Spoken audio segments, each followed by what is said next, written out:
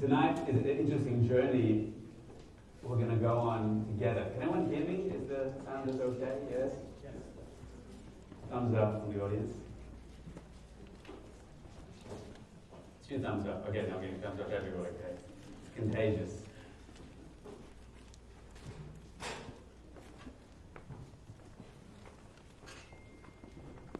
When I was 24 years old, I had no Jewish connection at all. I had no Jewish friends. I didn't go eat kosher. I didn't keep Shabbos. I literally did not keep Yom Kippur or Rosh Hashanah or Pesach when I was 24. Now that I'm 25, it's been a very intense year. The hair extensions are just kind of coming in right now. I went somewhere around, I was 24, maybe a year or 2 off. Probably not. I actually spent 10 days on a Buddhist ashram doing a meditation retreat, a silent meditation retreat. It was an incredibly intense experience. You literally meditated from 4 o'clock in the morning until approximately 10 o'clock at night. You weren't allowed to speak at all for 10 days, which is very intense. Of course, that implies no social media postings, that you weren't allowed to do anything basically for 10 days. Which begs the question, what's the point of having a spiritual experience if you can't post about it on Facebook? And I guess that's a deep question for our generation. We can deal with questions like that for another night. But it was a very powerful experience. What you did for the first 3 days was literally, you sit on the floor from morning to night, from 4 o'clock in the morning till 10 o'clock at night, and you breathe in through your nostrils and you exhale through your nostrils. Someone collapsed. That was such an overwhelming idea. So it's literally what you did from 4 o'clock in the morning. You inhaled and exhaled. After around the 3rd day, somewhere around the 2nd half day, I actually had some kind of breakdown. I could no longer find my nose and my face. This sounds weird. This is not a joke. This is serious. And I actually ran out into the forest and kept counting to 10 and walking around a circle, just feeling my nose to make sure it was there. I guess there's many Jewish women who would probably love to lose their nose, and that's a non-operation dependent solution potentially. It's very fascinating to know what the mind can do and what happens in the mind. What does it mean that you can't find your nose? You're not present with your nose. I literally couldn't feel it was there. So the mind is very interesting. If you know how to shift it, interesting things happen. On the 4th day, they teach you the actual technique. The first 3 days is just a kind of a preparation. On the 4th day, they teach you a technique which is kind of like scanning the body. The basic premise is, of course, you've heard in a modern generation where mindfulness is prevalent everywhere, that we have a thing called the monkey mind. We have a thing called the noise in our head. And if we want to function, be more calm, be more peaceful, be more connected to ourselves, so we learn to calm the monkey mind or eradicate the monkey mind and return to ourself or our soul or whatever that is. So basically that's what you're trying to do for like day after day after day after day. Around day 6, I had finally the breakthrough experience. I had the aha moment. I had the moment where people go around the world to ashrams, or they try ayahuasca, or LSD, or they do intensive meditation stuff, or they do breakthrough seminars, transformational seminars, because people are looking for that one moment. They're looking for that aha moment. And I had it. I was sitting there, and at one moment around the 6th day, I was in excruciating physical pain, because you're literally not allowed to move, and any thought that comes into your mind, you have to ignore. And even when your body starts with pins and needles, you're not allowed to even move your body to kind of remedy the pain. So it just kind of builds up, literally from 4 o'clock in the morning. And so around 2 o'clock in the afternoon, I was in such excruciating pain. I remember this feeling. I was just kind of like leaning back. My body was kind of giving way, and I couldn't keep myself up, and I was in pain. I was like pushing myself. I didn't realize I was pushing my consciousness out of the body, almost as a mechanism to avoid pain. And finally, around the 6th day, what actually happened is I just literally felt it, almost like my brain blew out of my skull, but in a pleasant way, whatever that even means. And I kind of launched out of my body, and I had this unbelievable cosmic experience. And many people have had that or visions of that, but it was like all the cliches were true, but in the most incredible, beautiful, possible way. It's beyond imagination. I felt I was suddenly one of the cosmic reality. I felt that everything was peace and love and connected. I felt my infinite self, my infinite source, and how we were united as one. I looked back on a lifetime of fears, of doubt, of pain, of ego, and I thought that wasn't me, that wasn't the real me, and it was so small below. And my mind was full of incredible energy, incredible light, incredible insights about suffering, about challenge, about humanity, about purpose, about destiny, and you're just in this unbelievable state. Not only that, but amazingly enough, that stayed with me. And literally every morning from the time I got up and I sat in that position, I went into that and I would return to that from morning to night. And that's why I'm Buddhist, as you see standing before you today. Makes you wonder why your brother came here. Now, that sounds like the good part, and that really was something quite special and something quite magnificent. The challenge is that every night at around something like 8 o'clock, 8:30, 9 o'clock maybe, you would end the meditation for the day, and there was a little television screen at the front of the ashram, like up here, and the guru from India would come on the screen, and he would give like an hour Devar Buddha, if you will. He would give an hour teaching of the philosophy, the theory explaining this particular group set within the Buddhist tradition and what their beliefs were. That's where I started to have issues. That's where it started to become challenging. Now, hold in mind that I was I don't like using the word religious, which is a terrible word, and secular is almost as stupid. So let's say I had no awareness of Jewish tradition and no identity as a Jew, and certainly not at all as a religious Jew at the time. But there were things that he was saying which were really rubbing me the wrong way. Now, at the beginning, he began by saying all just emotionally intelligent things and insightful things that we get caught by our thoughts, we get overwhelmed by our mind, and we have to find a self that is beyond the mind and beyond the thoughts, by living in the present moment, etc., etc. We've read all these things before. We've read those books. We've seen those YouTube videos. We've maybe gone to the seminars, so I don't need to bore you. So as he's talking around these points, he starts to say something over days and days which starts to build up and frustrate me. Now the challenging thing is, just to put this in context, the experience that they are teaching and the techniques they are teaching are unbelievably profound and game-changing. One. But the philosophy they're teaching is very frustrating, and not only am I not resonating with it, it's beginning to feel like an inner contradiction to me. But the problem is, you're not allowed to speak on the ashram. So you're not allowed to ask questions to anybody. Imagine we tried this in an Israel trip. Come, the Torah is true, we get Torah Sinai. What do you think about that? Sorry, you can't ask any questions. Just sign up here anyway. Buy your black hat now. It wouldn't go over so well in the Jewish world, but that's what they were trying there. The interesting is, if you have a question you can't ask, but then when you make an agreement for 10 days not to speak at all, there's one little, there's an asterisk to read the fine print. And then you are allowed to speak and ask questions. How does this work? Every day, between 2 to 2:30, there's a guru that sits on the mat at the front of the room. This is Australia, so people have very exotic names. His name was something like Guru Steve. So Guru Steve, you know, it was like Guru Jono or something like that. The guru is sitting on the pillow at the front of the room, and the rule is he sits there during the lunch break from something like 2 to 2:30 every day for 30 minutes. And you can go and ask him a question. Now the rule is this, that you can ask him a question, but at 2:30, even in the middle of the question, no matter what you're up to, he gets up and walks out. To help you build equanimity or whatever that is.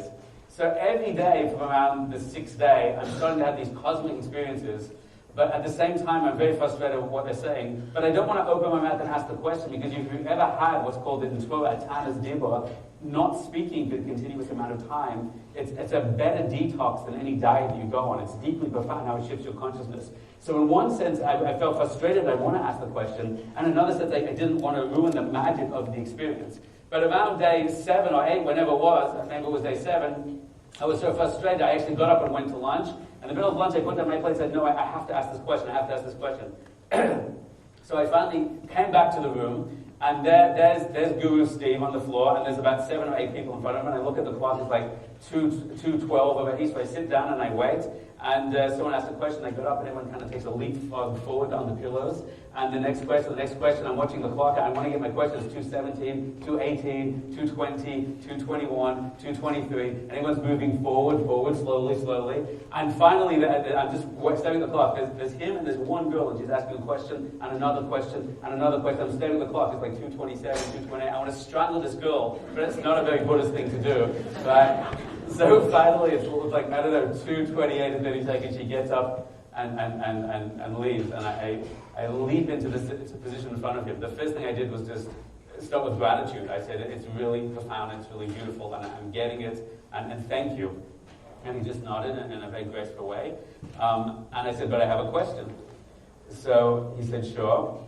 So I can't tell you the exact words of what I asked, but this is pretty close.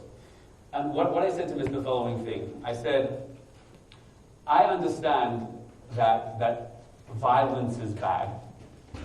And I understand that war is bad. And I understand that human ego is bad. Okay? And I said, even more than that, I understand that money probably is the root of all evil. And even though I'm a 24-year-old heterosexual male, I will acknowledge that sexuality can take us sometimes to some really messed up places. And I said, so I understand the challenges of this world. And I understand, spiritually speaking, what a mess the world of politics can be, what a mess the world of business can be, what a mess the world of ego is. I said, but there's also beauty in this world, surely. There's goodness in this world, surely. The beauty of a sunset, the beauty of a forest.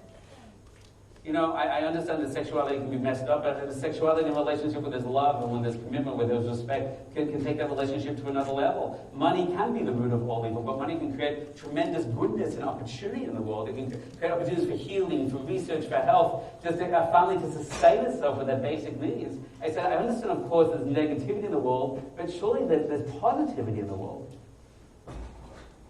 I said, surely there's good in the world, surely there must be a value in the world, right? I said, so how can it be that we're teaching that true spirituality can only come when we completely separate from the physical world? I just want to say parenthetically, we're not having a philosophical debate tonight on the nuance of Buddhist tradition. And Buddhism is also a complex system with many different movements with its own path. So I'm just telling you my experience and the person that I was dialoguing with and what the conversation was in there. So fine. So I said, it can't be that the whole physical world has no value, the whole physical world could be negated, that a person can't be spiritual also in the physical world. And he leaned forward. I was waiting for him to wrestle with me on this idea. He just said, you're right. You're right. He said, there's tremendous good and value and beauty in the physical world. He said, that's not what we're saying.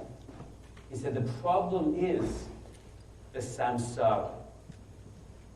How's your Sanskrit? Is anyone holding in Sanskrit the Samsara?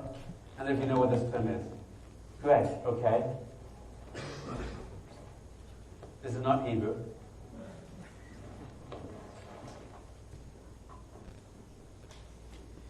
The Samsara is a very complex, rich, interesting word that's discussed in Buddhist texts, also in Hindu texts, and it's very hard to translate it literally. It kind of means the ocean of desire, the nature of the physical draws of the world. This is what he said to me. He says, there's beauty and value in money. There's beauty and value in love.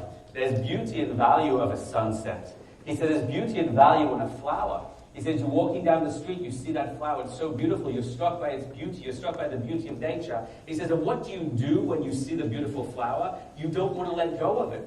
You want to hold on to it. You become invested in you. And what you, of course, you pick it because you want to hold on. He said, the second that you picked it, of course, it's already dead and it's dying now because of your need to identify with it. But you take it home and you put it in the vase on the table and you come in the second day, it looks so beautiful in the living room. The whole living room looks more magical and alive because of this dead flower. And the second day, it's withered a little. The third day, it's withered a lot. And the fourth day, you have to throw it in the bin. It's all putrid and disgusting. And he says, then you walk into the living room and he says, it's not the same living room as it used to be. He says, you have no money, you get a little bit money, a little bit more money, a little bit more money. You become used to the luxury, used to the benefit. And then the stock market crashes, then the bottom falls out of the real estate market, and then you lose your job, and suddenly you can't live without that. Suddenly you don't feel happy or complete without that.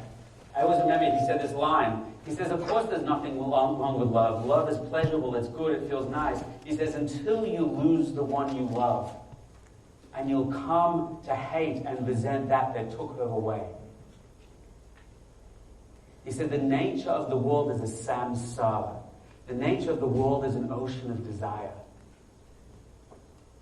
This is what he said. He said, it's like you're staring at a beautiful ocean, and the sun is setting, and the sun is full of the sky is full of oranges and purples, and it's so gorgeous, and it's reflected on the water itself, and you want to connect to it, and you walk into the water and at the beach, and the water is so warm and it's so soft, and the gentle ebb and flow of the waves, it just draws you in, you step in, it's so beautiful, but you don't realize there's a big tide. And the second you step in too far, the tide pulls and it drags you in. He said the world is a samsara, an ocean of desire. Of course there's beauty, of course there's good, but when you invest in the world, you become identified in the world, and that good drags you in and drowns you. Therefore, the only true path of ultimate life of connection is to step back and to never step into the ocean of desire at all.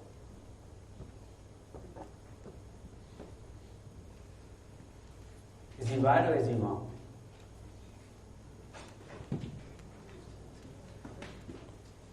Is he right or is he wrong? This is not a small question, my friend. This is a question we have to do. Does the world drag you in? Is it right or is it wrong? What does Judaism say about this? What does the Torah say about this? I don't care if you're religious or secular. I don't care if you're Jewish or non-Jewish. Let's explore tonight a very profound wisdom tradition. Does Judaism agree or disagree with this segment? Judaism 100% agrees. Of course, the nature of this world that pulls us in. But the Torah has a different response. The Torah says, for 6 days you shall work, but on the 7th you will rest. Why do we need rest? Because we live in a samsara. Because when you work, you won't want to stop working. You won't want to stop checking your phone. You want to stop monitoring investments. You want to be thinking about it all the time, so it pulls you in. So our response is then we have oscillate in and out. Of course, eating pulls us in, but that's why we make a blessing, to have a mindful moment of inner connection before I dive in, and then an after blessing after that. Once I've consumed that, I can step out and reconnect to myself and reconnect to my source. So the Torah acknowledges the problem. It just has a different solution.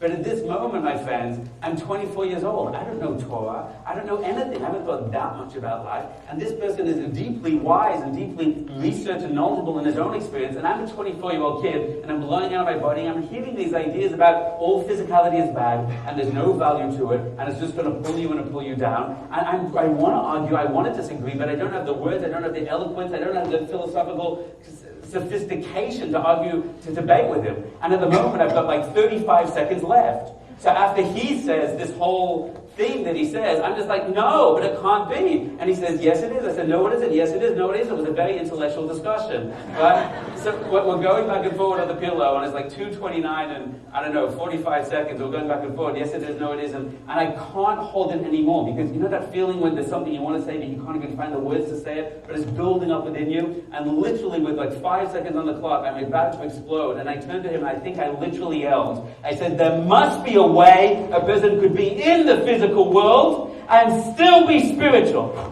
And at that moment, he leans forward, looks me in the eyes, and says, are you Jewish?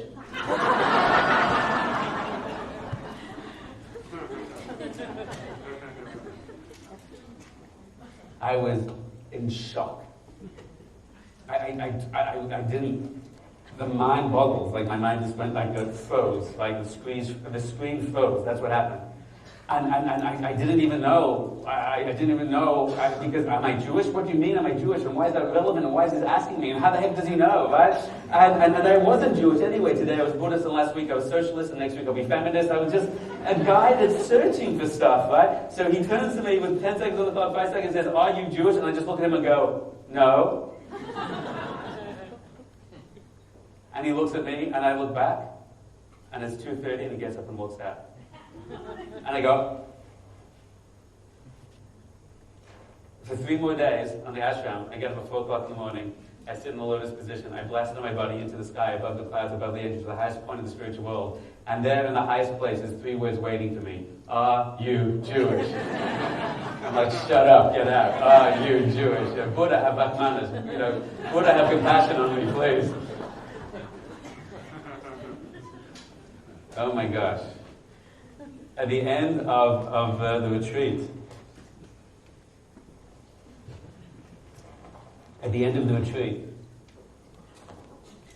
you actually have this kind of gathering where everyone opens up and speaks for the first time. And it was very painful because for 10 days you've projected all these things onto people that you think they are, and then they open up their mouths and disprove you, which is very annoying of them. But I didn't really want to speak to them. I wanted to speak to Guru Steve. And I ran to the ashram to try and find Guru Steve. And there I found Guru Steve in some office at the back going through some papers. And after 10 days, my first official words, I went up to Guru Steve, my first official words were, "Why did you ask if I was Jewish?" And he just looks up and says, "Oh, you are, aren't you?" Like son of a Buddhist son. So I said, "Yes, but how did you know?" "Yes, but how did you know?" And this is what Guru Steve says. He says, "I've been teaching this technique for decades." He says, "I've taught it to thousands of people around the world." He says, "As you see, that when we begin the session, when we begin the retreat, there was a lot of people in the room, but over the days, less and less people are there. A lot of people just can't handle it. It's too intense." But he says, there's people that can connect and there's people that don't. He said, of the people that are able to connect with the spiritual depth and the fortitude, whatever, I noticed they basically break down to two kinds of people. He says the people that do it and they get it, and they hear the teachings, and they hear the wisdom we share, and they get it, they resonate with it. He says, I've noticed there's another kind of person. A person that's very deep and very spiritual and very soulful. He said, but I noticed they always have the same problem.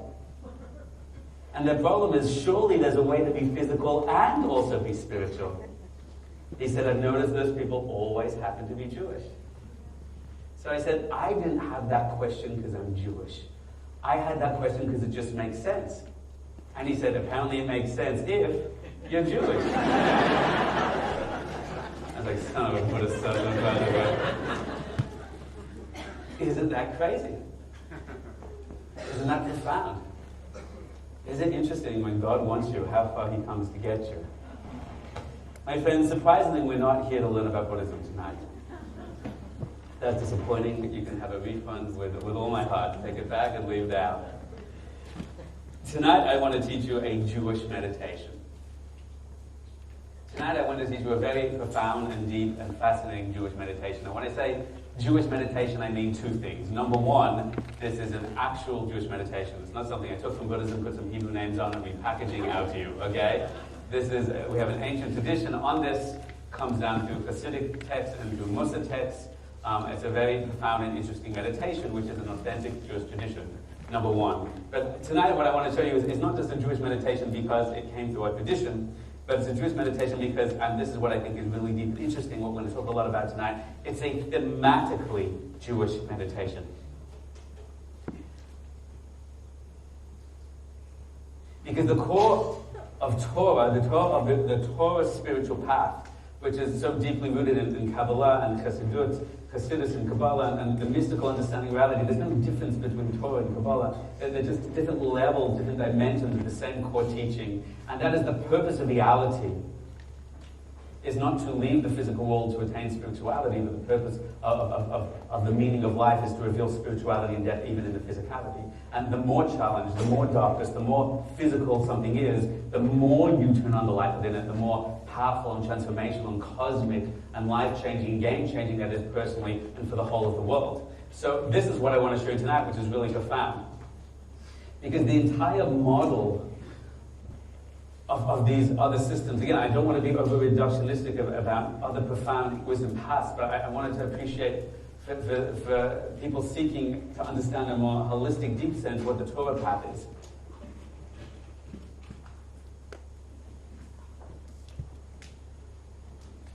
This obsession with negating the monkey mind, of releasing the monkey mind. That you have this constant noise in our head, this constant babble in our head. I'm not saying it's a problem, of course it's a problem. And when you work with people deeply, we run seminars all around the world, and thousands of people learn this stuff each year. For sure, the noise in our head, the constant shadow in our head, the tons of projections and delusions that we carry of emotional projections that are in our head, this is our biggest issue. But this idea that we watch it and release it, we watch it and release it because this monkey mind is the noise, is the monster, is the thing we must eliminate. Because to connect to self, we have to free ourselves of the monkey mind. Torah takes a radical shift. There's a profound teaching that goes to the core of all of Torah tradition, all of Kabbalistic and Hasidic tradition, which is the line, Malach al ha'aretz kavoidoi, that everything in the world is full of divine revelation. Everything in the world contains within it divine revelation. So when a certain path may say, hey, we must eliminate the monkey mind, Torah says, hey, you know that monkey mind thing? That's a part of your consciousness. And if it's a part of your consciousness that exists, where does it come from? According to our tradition, that must also come from the divine. If it comes from the divine, then everything that comes to the divine must be good, and everything that comes to the divine must have a purpose. And therefore we ask a deeper question. If that thing is so noisy and so destructive, what was it created for? What was it there for? Perhaps it's there to serve us in some way. Perhaps it can do something so profound that we need it, that we will less served if we eliminate it, and better served if we elevate it. Torah is not a path of negation. Torah is a path of elevation. The mystics posit an idea that says the biggest challenges of your life, the biggest challenges in your consciousness, the biggest challenges that you'll confront on a daily level are not evil in the absolute sense that they are definitively destructive, definitively bad. In Kabbalah, they define evil as a good thing wrongly channeled. A powerful force misharnessed and misfocused. So tonight, I'm going to posit a theory we're going to explore. That what if the monkey mind was not the opposite of your capacity to concentrate? What if the monkey mind was not the opposite of the capacity to get to know yourself? What if it was the engine of your consciousness? The true power. But our issue with it is we never understood it. We never knew how to let it serve us in a positive way, a healthy way. And if you eliminate it, then you connect to yourself, but you're disconnected from a deeper part of yourself. Because the deepest path of Torah, especially in Hasidic tradition, is about holistic integration. You are happiness not when you negate part of yourself to flee to another part. You are happiness when you integrate and align all the parts of your being, all your parts of your consciousness. And the way the Torah tradition teaches us to do that is to give kavod. Kavod is the secret. Kavod means honor and respect. To understand what are our emotions and how do they serve us and how do we give them respect. And what is our fear? Because we're always trying to overcome our fear, eradicate fear, eliminate fear. But fear creates boundaries.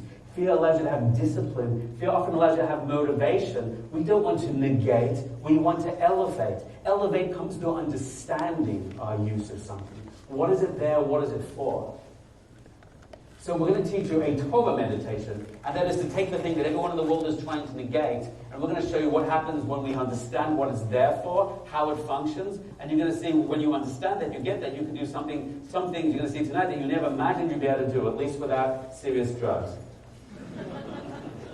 Any questions before I continue? Is there a microphone in the house? Handheld thing? Thank you, so I'm going to hold on to it. Can you trust me with it? Great. Any questions before we go on so far? There's a question over there. Lenny, hold it there for a second. There's some good old-timer friends who are here. Have some questions. I want to give anyone new a chance before we go on. Yes, this lady over there. Could you? Hi. Can you pass that to back over there? Hi. Hi. What's your name? Regina. So my question is, so did your experience at the ashram then lead you further into exploring Judaism? That's an excellent question, and you should read my biography, and then I talk all about that. Unfortunately, it's not out, and won't be out probably for decades, but when it comes out, Regina, I don't want to get too autobiographical, even though I spent the last half an hour doing that. I would say that was one of the profound pre-Jewish experiences in my life, which opened me up to what's possible in consciousness, in humanity, and in spiritual experience. Right? But the capacity to then find how to channel that in a healthy, balanced, integrated way, and to maintain that, I found in a more significant way in other directions. But I definitely think it's one of the things that opened me up to what's possible in a very profound way. Since then, I've had more profound experiences within the Torah concept, and I've taught other people how to access them without having to sit still for 10 days. And I think the reason they do that is because they don't have a full understanding of the technology of human consciousness. You're going to see how far people are not going to have that experience by the end of tonight, but some people have profound experience by the end of the night, and the meditation part's going to take 10 minutes. And it's amazing that when you understand the technology of consciousness, then what you can do. Remember, this I'll say out loud. I believe this too. You may not believe this too. You don't have this is not a class in dogma tonight. Okay? I'm not asking you to believe anything. It will affect everyone equally. From a Kabbalistic perspective, God created our consciousness.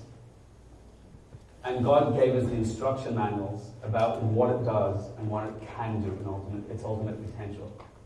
So whether you believe there is a God, or He created my consciousness, or He gave me an instruction manual, is totally irrelevant. But what I found is when I started learning about that and trying that out, it was easier to get higher. And it was easier to sustain that, and there was a more comprehensive and profound understanding of how to integrate that and use that in different ways. I can talk a lot about that. I'm happy to do that. We have a follow-up class tomorrow night, which is more intimate and discussion based on some of the themes tonight. So I'm happy to go into that more, but that's a short answer to the question. You hear it? Fine. Let's move on for now.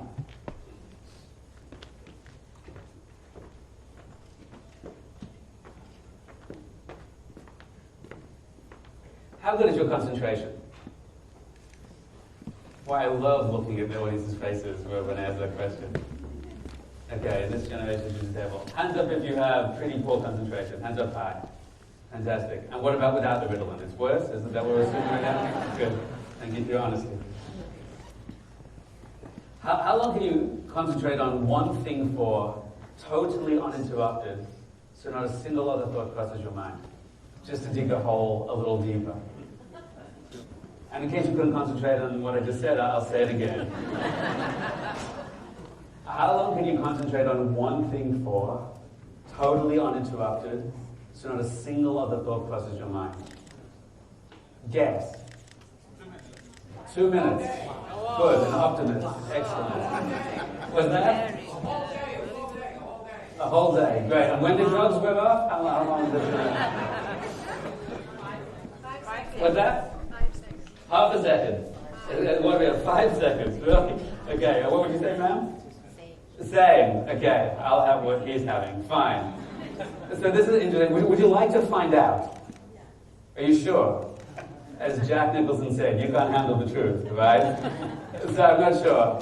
Let's do a little experiment, right? I would like to find out, help you understand, not to give you another reason to have bad self-esteem, because we may be able to tweak it a little tonight. Does anyone have a watch with a second hand I can borrow? Ma'am, you have one? Can I borrow it? Can I get that from you? Thank you so much. I with my own. Wonderful. Do you have a credit card I can borrow? I'm Jewish, I had to try it. Anti-Semites for laughing at that. Wonderful. Okay, we're going to do an experiment. I want to know how long you can concentrate for one thing, totally uninterrupted, so not a single other thought crosses your mind. And to do that, we're going to find the most boring possible thing to focus on. Great. This cup. Everyone see this cup? Okay. So what we're going to do, I need everyone to sit up straight on your chair. I need you to uncross your arms and your legs. And it's interesting because people often say, when you say, how long can you concentrate on something for? They often say, well, it depends. Hands over, you're going to say, well, it depends. Well, I beat you to it. Fine. So people often say it depends. Well, what does it depend on? They say, well, if something's really interesting, I can focus on it. If something's not interesting, I can't focus on it. So this is true, but this is not a statement about concentration. For example, this is an ADHD generation, and all the kids are drugged up with Ritalin in schools, as we know, and no one can concentrate on anything. But I've heard something called, I've heard this exists, I'm not sure if it's true or myth, there's something called Harry Potter. I don't know if he's a real person, or people say that he's a real person, and I've heard these movies about Harry Potter. So I was told once, I thought it was funny, that they showed all movies back to back for like 24 hours in cinema, and all these kids went in and packed it up. So these are people that can't concentrate on anything for more than a second, but suddenly they can sit and stare at a screen for 24 hours. What happened to their concentration issues then? Right? So the answer is that when a wand is turning something into a wagon, which turns it into a car, which turns it into an emu, I don't know, it shows you how much I know about Harry Potter, then everyone's totally fixed to the screen, right? But that's not a statement about their power of concentration. That's a statement that someone needs to reach into their mind and hold their attention. If I was to stand in front of you, God forbid, and slap you across the face every 3 seconds for 2 hours, you'd be incredibly concentrated on me, right? But that's not a statement on your incredible capacity to concentrate. That's a statement on my capacity to reach in and hold your attention. So to find out how good we are at concentration, what we have to do is do something incredibly mundane, incredibly not interesting. Because that's going to be a better way to determine what our capacity is to control our own mind. You get that? So this is what we're going to do. Sit up straight in your chair, uncross your arms and your legs. This is called a cup. Do you have these in New York? I hope so, because it's really boring to you, and that's where it's going to be interesting. You ready? I'm going to count back down from 5 to 1. When I get to 1, I'm going to say, paper cup. And when I say paper cup, you're going to have your eyes closed just to help you focus. Not yet. I want you to think about the cup, only the cup, nothing else but the cup. And the second any other thought crosses your mind at all, I want you to raise your hands. You got that? And then we'll know how long you can focus on one thing, totally uninterrupted. One more time. I'm going to count back down from 5 to 1. When I get to 1, I'm going to say, paper cup. You're going to think about the cup, only the cup, nothing but the cup. The second any other thought crosses your mind, you raise your hand. By the way, if you're going, hey, I'm doing pretty good, I'm still focused on the cup, that's also another thought. You have to raise your hand. If you're sitting next to your wife and I'm going to impress her by keeping my hand down for as long as possible, that's also another thought. And tough love, you have to raise your hands. You got that? Wonderful. And you're not trying to impress me, you're not trying to impress yourself. Let's just be honest and real together to see what comes out. We'll try our man over here that said he has a whole day to concentrate. That means we're probably not going to hear from him until 8 o'clock in the morning. You're clearing out the chairs and tables tonight, let him go. He's got probably another 10 hours left. Here we go. Straight up in your chair. I suggest you close your eyes in case I move around and I distract you. So just imagine the cup in your mind. It's very simple. The cup, only the cup, nothing but the cup. Don't blow this. Don't make a mistake. Don't have terrible concentration. Your life will be miserable. Your kids won't respect you. You'll fail your job. No pressure whatsoever. Only the cup, nothing but the cup. Any other thought at all? Raise your hand. 5, 4, 3, 2, 1. Cup.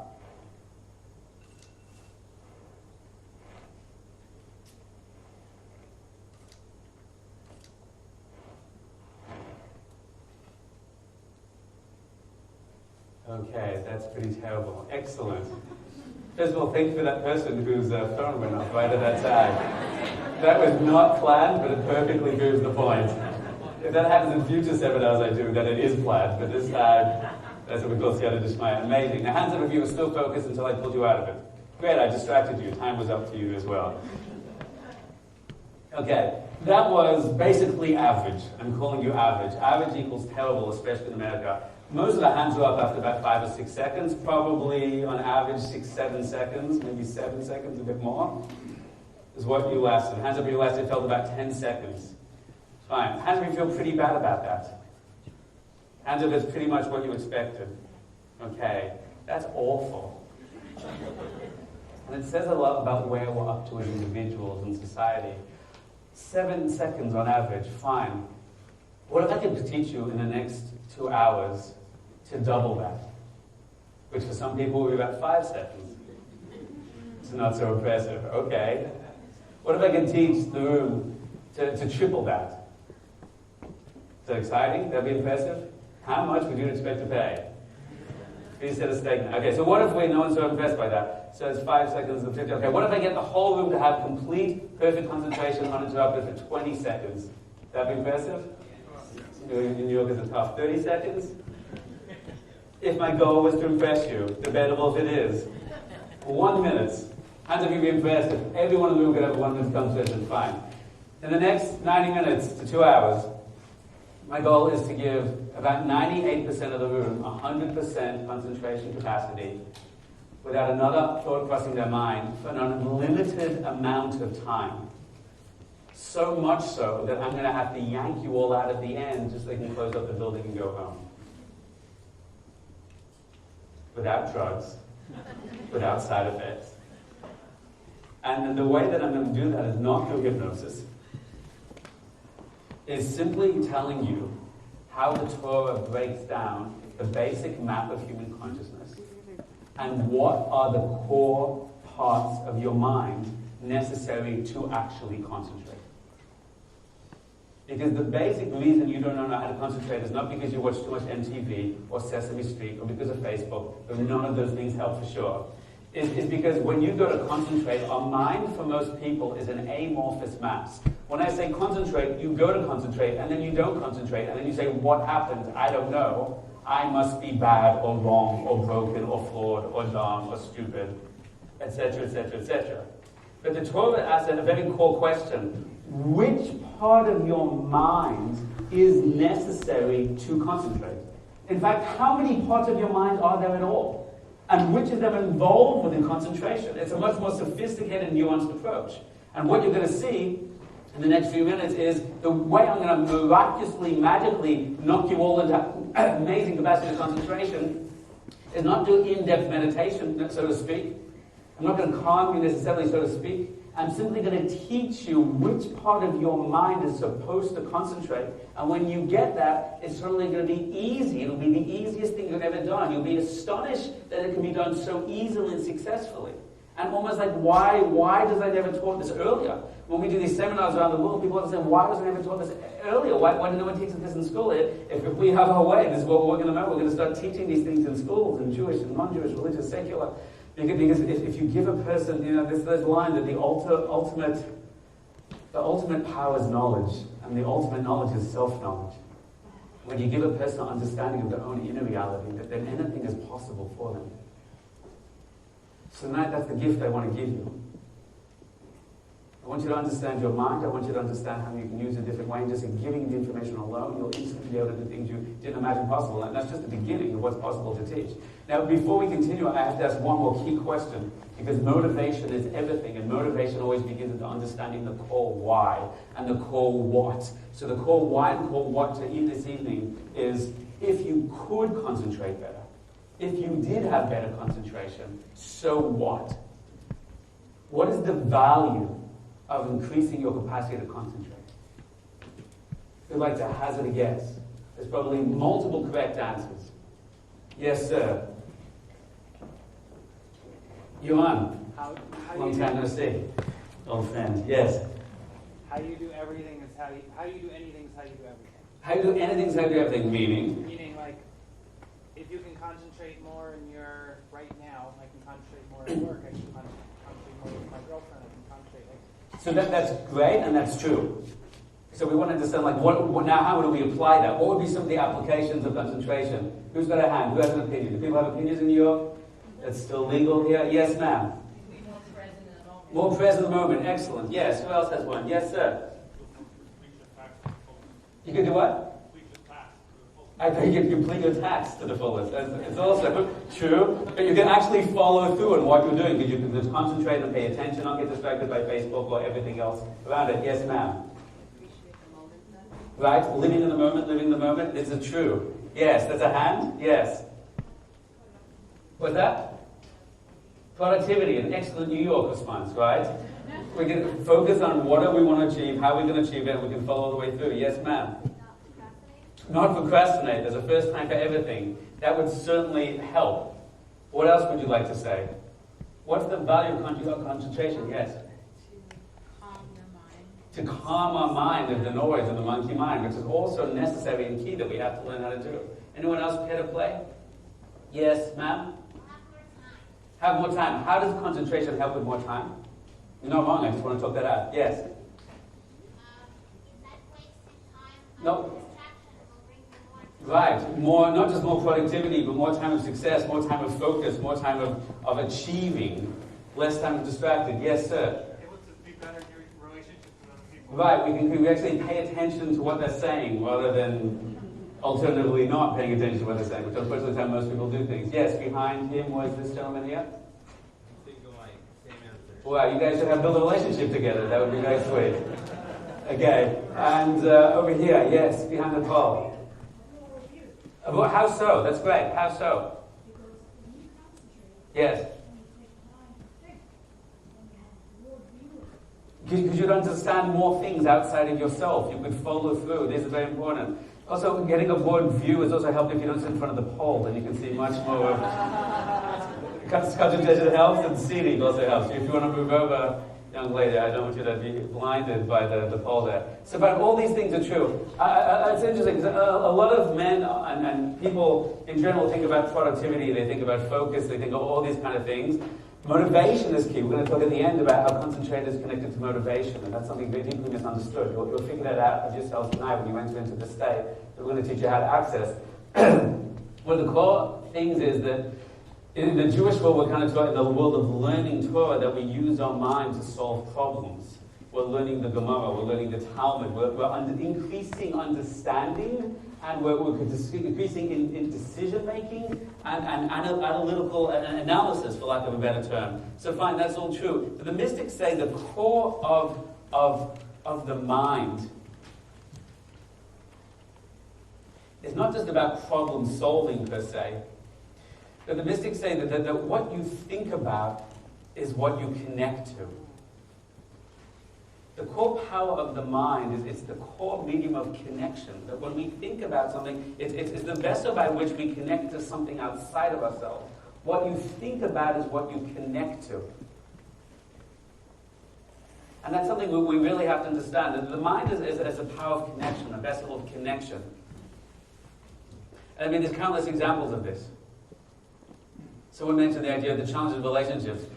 It happens to be that sometimes people come and they share the problems, and you do your best as a rabbi, as a teacher, as a guide, as a friend to help people. There was a couple that came to me one time. It was very troubling. I have to say, no offense to men in the room, but so many challenges in marriage are often issues that the men have, a lack of sensitivity. Nothing against men. Some of my best friends are men. And this was an interesting couple because when they came with this issue and you're listening to both of them, I asked each one to kind of step out of the room and so I could hear each one's voice. And I felt in this situation that they were both in a lot of pain. They had lost the core of marriage, which is the idea of trust. And what I was picking up, seeing the red flags, seeing the nuance, is that the man really was giving us all. He was being nimble. He was willing to challenge himself. He was willing to take ownership. But I found that the woman was having problems with that. And the man was saying, no matter what I give and no matter how kind I am, he said, even more generous I'm giving him, the more the blocks seem to come up. So when I was speaking to her, I explored this a little, and I could see the triggers. And she was even acknowledging the more when he helps out, it's a trigger for me. It was a whole long discussion. So there's certain techniques of discussing Hasidus that we were talking about, and you can learn to tune into a meter, tune into a core emotional element. We're going to discuss a little tonight. And what we found is that when she tuned in, she put her das, her attention onto this core trait within her, she was able to realize that the thing that she was being triggered by her husband, which is often how it happens, was not really her husband, and she went way, way back, and there was a memory that came up that her soul revealed to her. I don't remember the story exactly, but approximately she was a tiny little girl. She was 6, 7, 8, and she came home from school, and she had this cup, and something like Father's Day, and she gave the father the cup, and as she was giving the father the cup, she fell, she dropped the cup, and the cup broke, and her father started screaming at her. It was a whole thing, and her father slapped her across the face. I want you to think about what a slap is. How long does a slap last? A second? Half a second? Split second? So some slaps last like half a second, and some slaps last like 36 years. And this woman, who, when she can pull out of that state as an intelligent, reasonable person, the more the husband tried to come close, the more she felt vulnerable, wanting to come closer to him. The more that woke up this feeling of utter rejection and embarrassment and shame. And therefore, she was much more with the pain and the anger and the hurts than she was with the love and the connection. Now, that's very interesting because your mind is, the Baal Shem Tov says something very profound. You are where your thoughts are. You are where your thoughts are. What the Baal Shem Tov says there is a big secret to high-level, transformational, transcendent mystical experience. But he's also talking about the basic application, which means psychologically, physiologically, with the adrenaline in the body and the entire muscle and everything, when her husband is giving her love, but she is experiencing that slap. She is more with the slap. She is more with the pain. Her body is tensing up. Her adrenaline is pumping. She's more where her mind is than she is with a husband in front of her. You are where your thoughts are. The mind is a mechanism of connection. When she's connecting to the past and the pain of the past, she's experiencing the pain of the present. And that's not just true in a negative way, that's true in a positive way. If you've ever read Viktor Frankl's incredible work, Man's Search for Meaning, so the incredible idea of what did it take for people to survive the Holocaust? What did it take for people to survive Auschwitz? I don't want to be overly reductionistic again on a complex theory, but the idea of who made it and who lost it, he said there were people that were alive in Auschwitz but were already dead because every second of their life was consumed by survival and just trying to stay alive and what's the potato, where am I hiding the potato, and how am I going to live the potato, how do I steal his potato, and all these kind of things. But he realized that the people that were alive in the Holocaust, that managed to live, but not just live in the future, but live in the present, is because he said there's an idea that they had a belief, they had a value that they believed in, and they didn't allow their mind to become consumed with survival. They started thinking about the future. If I got out, I want to lecture internationally about morality, about ethics, about the human potential, about human destruction. He saw himself in lecture theaters taking that stage, making a contribution, and therefore his body felt alive, his body felt free, his heart, his emotions pumped in that direction. So you are where your thoughts are. And you build a relationship either with your pain, you build a relationship with your success, because what you think about is what you connect to, and what you connect to is what you build relationship with. What you think about is what you connect to, and what you connect to is what you build a relationship with. I mean, on a basic level, here's a question I ask so many couples when they come and ask for help. It's a devastatingly hard question if you're not ready for it. You speak to a couple married for 5 years, 10 years, 15 years, 20 years, and you ask them a question. Do you love your spouse more today than you did 6 months ago?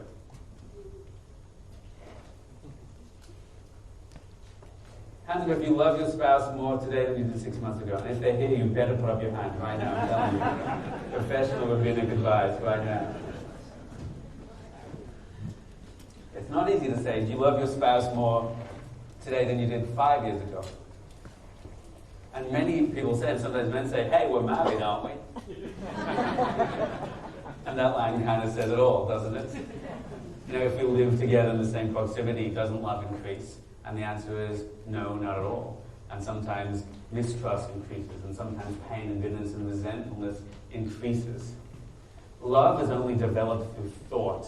The more you think about the person, the more you think about the goodness, the more you think about the value, the more you think about gratitude, you connect with that gratitude, that goodness, and therefore you build a relationship with that gratitude and that goodness and that value. When you think about how stupid they are, you think about how incompetent they are, you think about how messed up they are, then you build a relationship with that part. And therefore, your capacity to increase love in any relationship is only dependent on your capacity to put your attention and concentrate on the good. That's what creates the love, not the proximity. Proximity does not create love. Attention creates love. So if you understand that, I ask religious people all the time. I don't want to be attacking religious people, so my best friends are religious people. But you can say to my brothers and sisters, including myself, do you love God more today than you did 6 months ago? More than 5 years ago? I'm sure this is very from people who want to say, yes, I do. And I appreciate how firm that answer is. But when we check the depth of our heart, it's not always easy to say that. And the answer is, you can do a bunch of mitzvahs, commandments every day, and we're just being honest and real in a beautiful way. And that does not mean you increase your relationship with the divine. It doesn't mean you increase your relationship with yourself. That still takes thought. That still takes appreciation. That still takes gratitude. That still takes meditation. You still have to be able to think of the good and meditate on the good. And when you put your mind as what you connect to, what you connect to is what you build a relationship with. But if we're just doing a bunch of stuff and we don't add that part as well, then over time, absolutely it happens. You build more bitterness and more resentfulness and more disconnection, even though you're doing all the things. Your mind is the power of connection.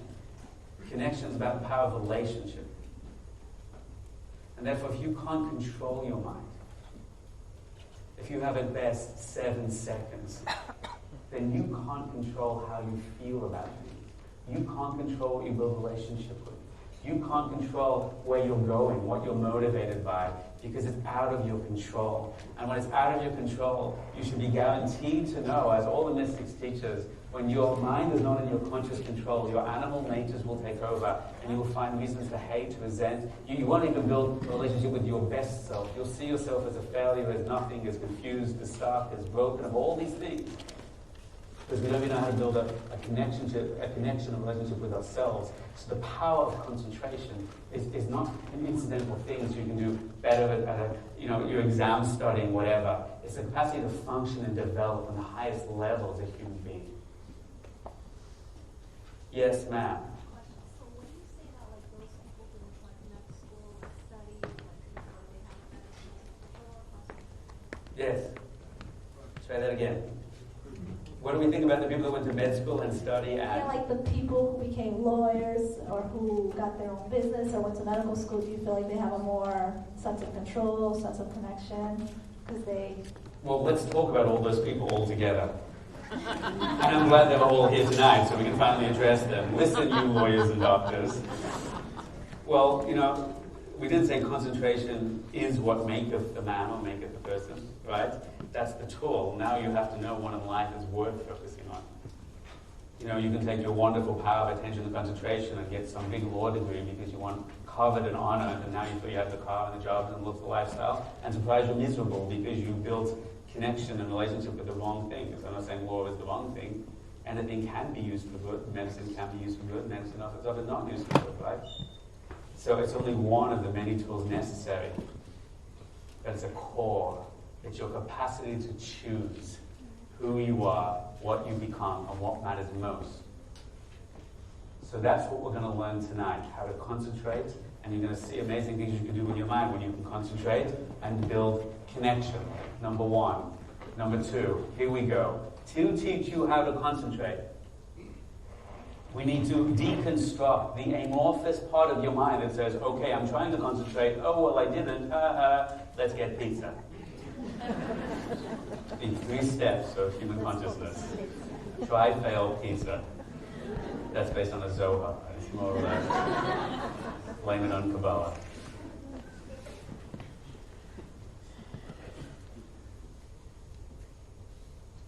I want to deconstruct your mind a little. When we have a full online program with the seminars, and we talk about that all of human consciousness can basically be understood with 7 core faculties. There's 7 core faculties of human consciousness. And when you understand what they are and what their names are and how they work, so you have incredible self-knowledge, and there's amazing things you can do almost instantly just by understanding them. So tonight I want to break down a few of those that are relevant to the subject of concentration and motivation.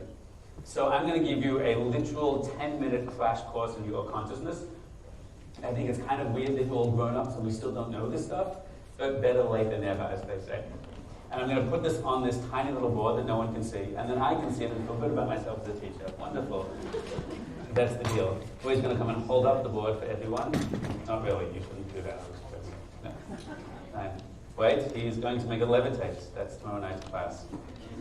Oh, nice. First out. Thank you, Roy. Round of applause, yes. I forgot you're Americans, you love to clap in public. Excellent. Okay, here we go. We're going to do a crash course in consciousness, how it works. I'm going to teach you 5 elements of your mind tonight. There are more, as we've said, but these are the 5 you need to know to have an interesting, relevant discussion on the power of concentration and motivation. So it goes like this. I'm going to teach you these ideas. I want to teach you the Hebrew words. When we learn words in Hebrew, especially about consciousness as an extra power, because the words always embodied within them the secrets of the parts of the consciousness I'm referring to. Whether we fully understand that tonight or we come back together later times learning together, it's always cool to know and relevant, and it unlocks a lot of beautiful secrets at its core. So I want to teach you the words, but more than teaching the words, I want to teach you the internal method points of your consciousness that the words are pointing to. The words are not the thing, the words are indicating the thing, okay? So more than just showing you the words and we give an intellectual definition, I want you to experience the elements in real time in your being, because when we, in the big finale tonight, when we enter into the experience, I want you to know what it is you experience in doing, okay? So we're going to begin with a little exercise. I'm going to put this on the board right now. 1, 2, 3, 4, 5. I think we're going to have 5 parts of our consciousness. We're going to do it together. Now, I'm going to give you a little experience just to open up the discussion point. Everyone, one more time to sit up straight in your chair, uncross your arms and your legs. I need you to be 100% sure your cell phone is off. There's guaranteed at least one person in this room is 100% sure their phone is off, and it's totally on and on extra loud. So to save yourself embarrassment, please check it right now. And you owe me. That was you? Excellent. Okay, here we go, my friends. So what I want you to do right now is make sure everything is out of your hands. Completely out of your hands. Now we're going to do a little experiment just to unlock and open up, stimulate and awaken different parts of our consciousness, so we can then begin to tag and explore and define each one. Are you ready? It's very simple. We're going to do an exercise right now. This exercise is very brief. It lasts approximately 60 seconds. The reason I'm telling you that is because some people will be quite an uncomfortable 60 seconds. Don't take it personally. But I want you to know, joyfully, it won't last longer than about 60 seconds. And you'll be fine and you'll live. And we've never killed anyone for doing this exercise. People have gone away in ambulances, but they've recovered after weeks. And I want you to be totally fine. Okay, so I'm going to basically stand here. You're going to sit up straight, uncross your arms and your legs. You're going to open up the palms of your hands like this. I'm going to stand here and basically say one word for 60 seconds. In fact, I may say 2 words for 60 seconds. And as I say these 2 words, what I simply want you to do is look at me the whole time, give me your full attention and focus, and listen to the words, and let whatever happens, happen. It's pretty simple. You sit there, you look at me, I say 1 or 2 words for 60 seconds, and whatever happens, happens. And things will happen. And what do you think, like, what weird Kabbalistic word is he going to say that's going to create these things? So we'll find out shortly. Now, I'm going to give you a heads up of some of the things that will happen. There's about 4 things that will likely happen. The first thing is you may feel some physical shift in your body. There'll be some physical shift in all of your body, some part of your body. It could be something for pleasure, for some people it will be pain. That's one thing that may happen. Number 2, you may feel some emotion, feeling of emotion or desires awaken. That's very normal, and I just want you to be aware of it. Oh, that's coming up. That's interesting. That feeling. Fine. Next is imagery and memory. As I'm just saying these 1 or 2 words, there may be imagery or memory from your past, from your presence, another person, another place, space, or time, that seems to pop up into your head. You got that? I just want you to watch that and be aware of that. Fine.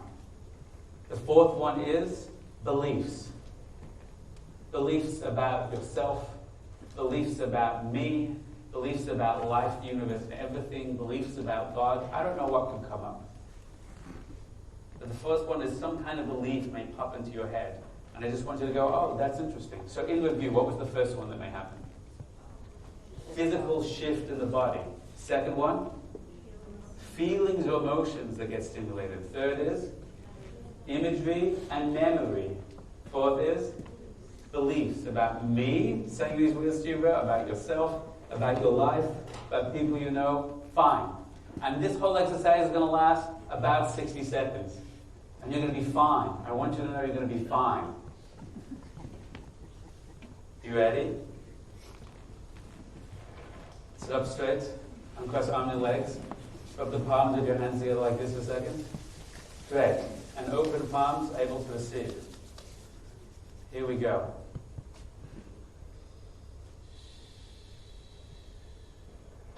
No matter what happens, my friends, keep your eyes right on my eyes.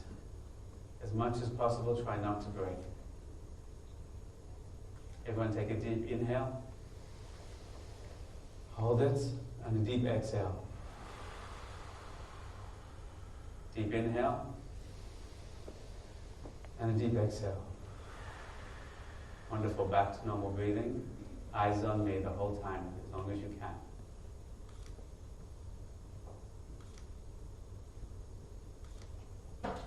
No. No. No, no, no, no, no, no, no. No. Up. Up. No.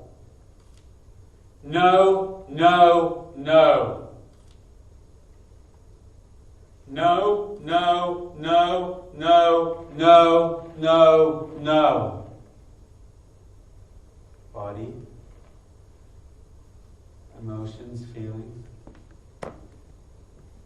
imagery, memory, beliefs.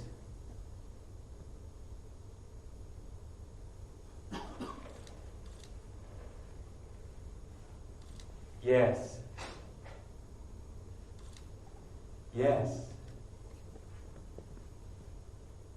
Yes, yes, yes, yes, yes, yes, yes, yes, yes, yes, yes. Wow. Beautiful. Beautiful. Yes, yes, yes, yes, yes, yes. Yes, yes, yes.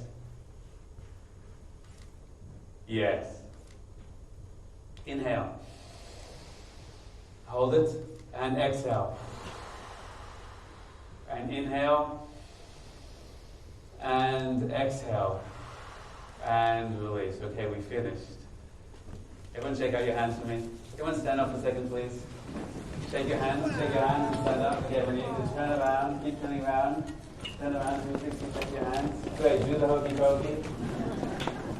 Wonderful, have a seat. Okay. Okay, that's it. And we're back.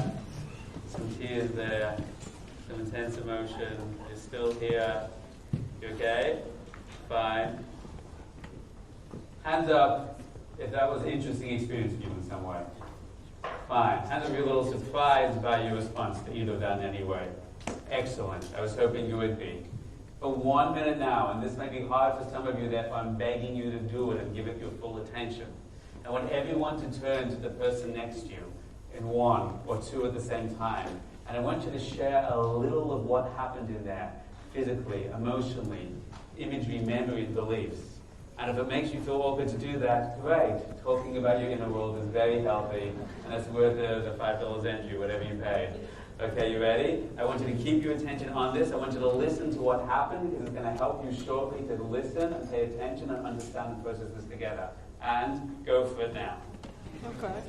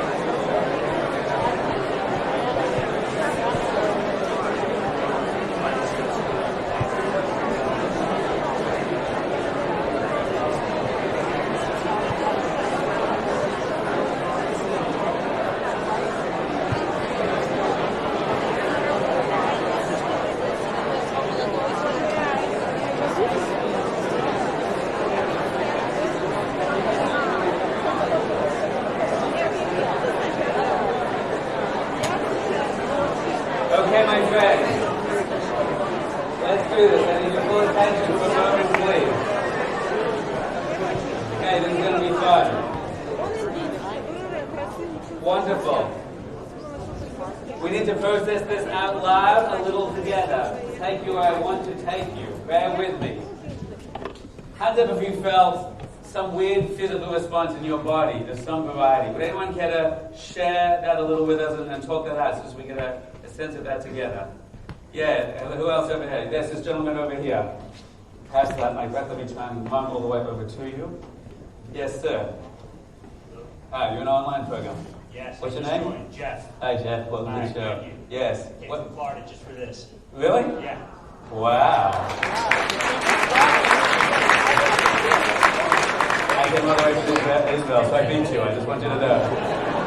I have a big ego. I just need to show you that. It's from man to man. Okay, Jeff. That's beautiful. Thank you. Yes. So 99% in my mind, I was thinking, because I just did this in the masterclass the other day, that you were going to do that, but I wasn't sure. Right. So when it started, I said, I know what's going to happen, and the exact same thing happened. Right. But I had a different response. On the nose, I started laughing.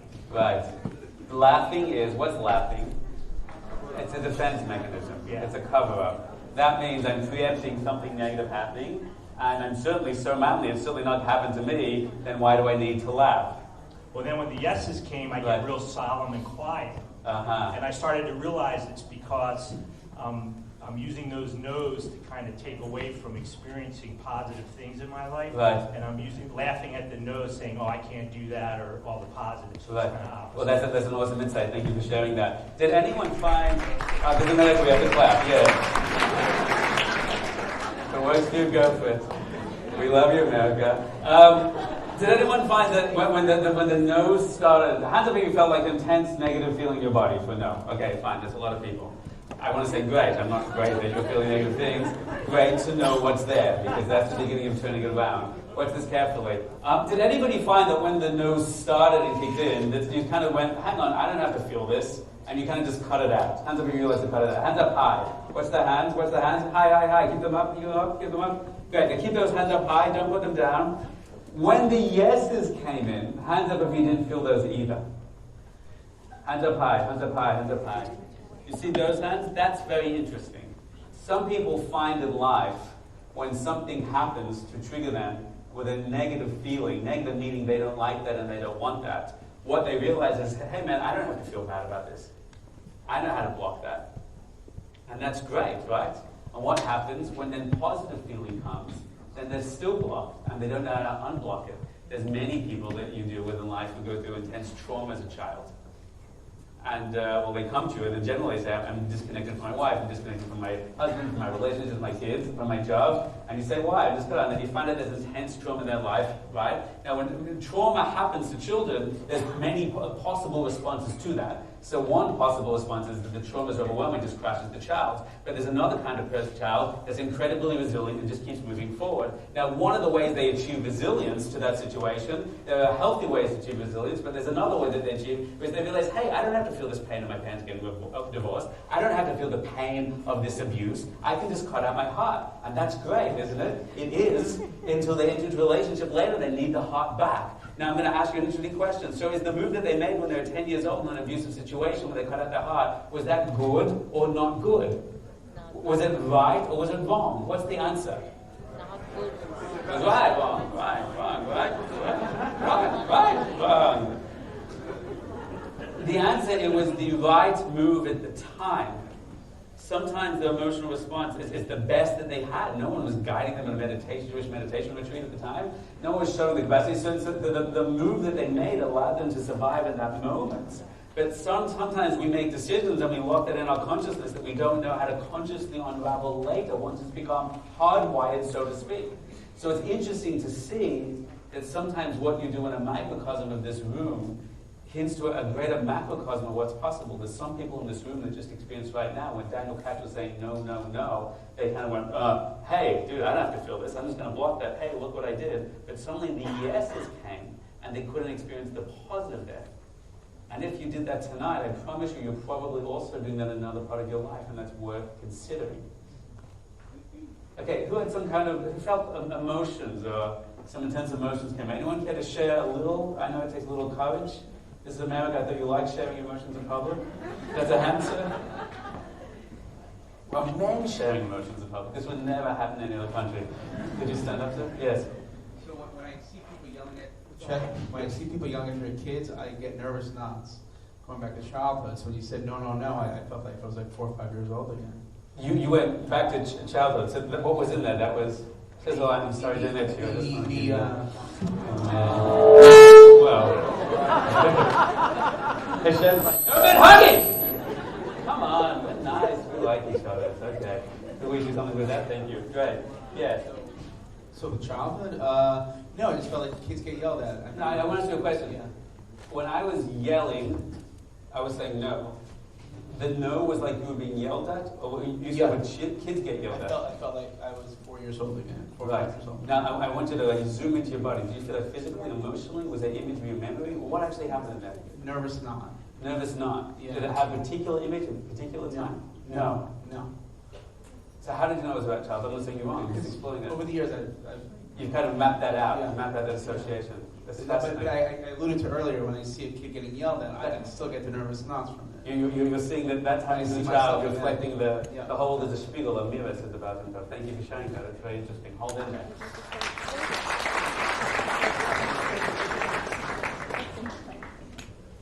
Any image, memories that came to people? You can share a little? Yes? There are your hands like, maybe I do, maybe I don't. About the no? About yeses or nos? Stand up, Everson? Yes. I just felt like a little bit distrustful and a little bit repulsed by the yeses. And I know, not you, not like disgusted by you, but... See, I won't take it personally. I mean, you're never coming to my classes again, but... we have it like out forever, right? Can we do that? Yeah. Distrustful and repulsed. And a little bit repulsed. And I was that child that blocked both the negative and the positive. Uh-huh. So I realized it's because I didn't trust the positive, because everything was... Because trusting the positive equals that if I step into this, I'm making myself vulnerable. And if I make myself vulnerable, then I risk getting slammed in some way. Right. Now, I thank you for your honesty. I can tell you've done enough work to be able to say that easily with a smile on your face and charm as well. I'm interested to know, where did you experience that right now? There was a body thing, an emotional thing, an image memory thing? Well, it was the same person doing the no's and yeses. Right. And it was just kind of like that, a little bit of that block, like, Right. Feeling. Right. I didn't have a specific image, just like an age, Right. probably. An age. So you see there's a kind of awareness of information. There's a kind of sense of how I am at that age, my level of maturity. Okay, fine. Thank you for sharing. Anyone have any beliefs? Oh, hang on. Anyone have any beliefs? A belief that came in? Anyone aware of beliefs? Yes. Do you stand up for it? I thought my mic in your direction. Yes. What's your name? Stacy. Stacy. Yes. Okay, so I was like trying to follow the rules. So I was like, oh, I have to follow everything else. And then like things and I started feeling a lot of scenarios of like rejection. Rejection from? No. I didn't mean, could you please list all the things you've been rejected from? If you want to, that's interesting. I'm sure the audience will pay double to hear that. Well, no, I just meant like you felt rejected from the words I was saying, or a particular... Literally imagining scenarios where I had Did that word the past or the future? Past. So it knocked you into imagery of rejection. And when you started the yeses, I started thinking about times where like I had Right. Thank you for sharing. I appreciate that. Do you see how unbelievably vulnerable our consciousness is? Mm-hmm. How unbelievably vulnerable our consciousness is that I can put you in a state of regressing you into past memories of trauma, that I can put you in a state of making you feel happy or miserable or trigger your block. Not I, Daniel Katz, but I, anyone or anything all the time as we go through our life. Everything is stimulating like that. And we are affected whether we want to be affected or not. We don't know how to turn that off. We don't know how to tune ourselves in. In fact, right now, hands up if you're still feeling some of the emotion or imagery from before. Hands up high if you're still feeling that. Right. Now keep your hands up high. Put hands up high. Now watch this for a second. Hands up if you're still feeling the positive. You still feel so happy from the being validated by Daniel Katz. Yes. You see, not so many hands. Hands up if you're still feeling the negative. Watch all the hands go up. There you go. You see that? Not only is our consciousness out of our control, not only are we super triggered by everything, we're often much more triggered by negative than positive.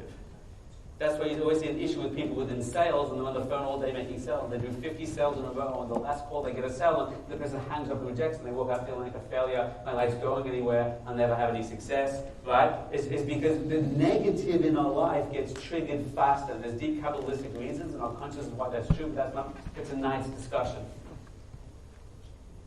So putting this all together, my friends, there's physical response, there's emotional response, there's imagery and memory, and then there is beliefs. These have terms in the Torah. In a map of human consciousness, I'm going to do this very, very fast. The body level is called the nefesh or the guf.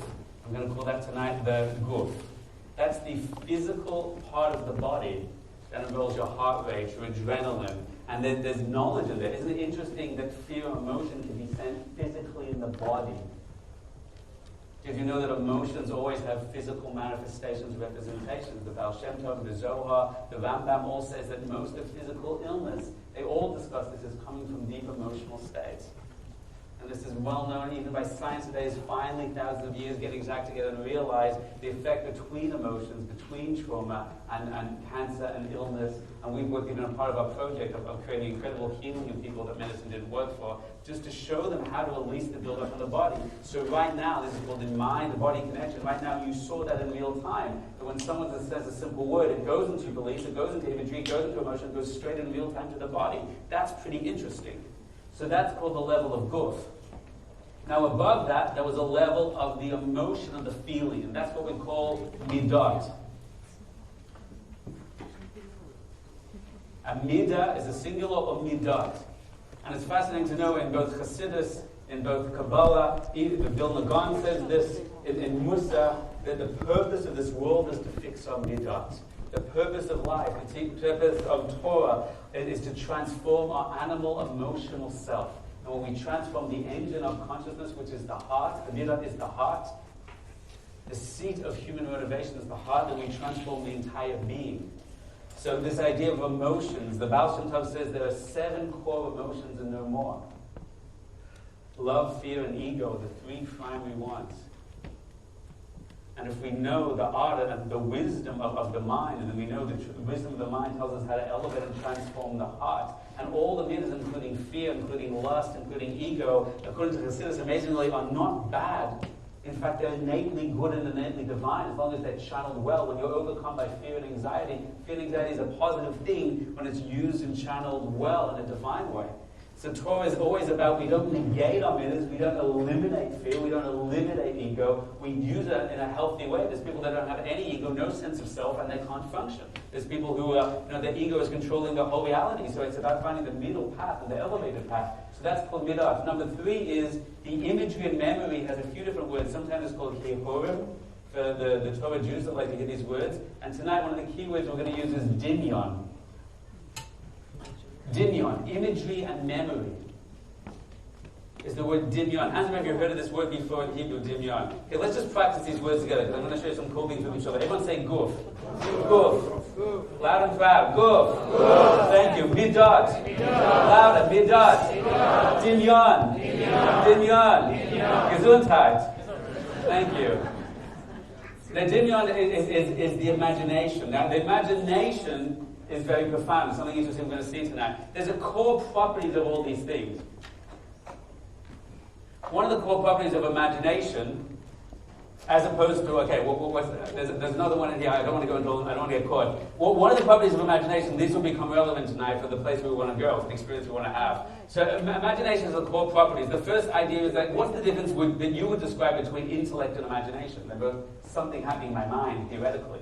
But we want more nuance, we want more understanding. So while the intellect can be purely intellectual, so to speak, one of the core properties of dinyon, imagination, is that it's called siyurei chushi in the Muslim language. It's sensory thought. In the Kabbalistic language, they say that the Doniel, the imagination, actually has the 5 senses within thought.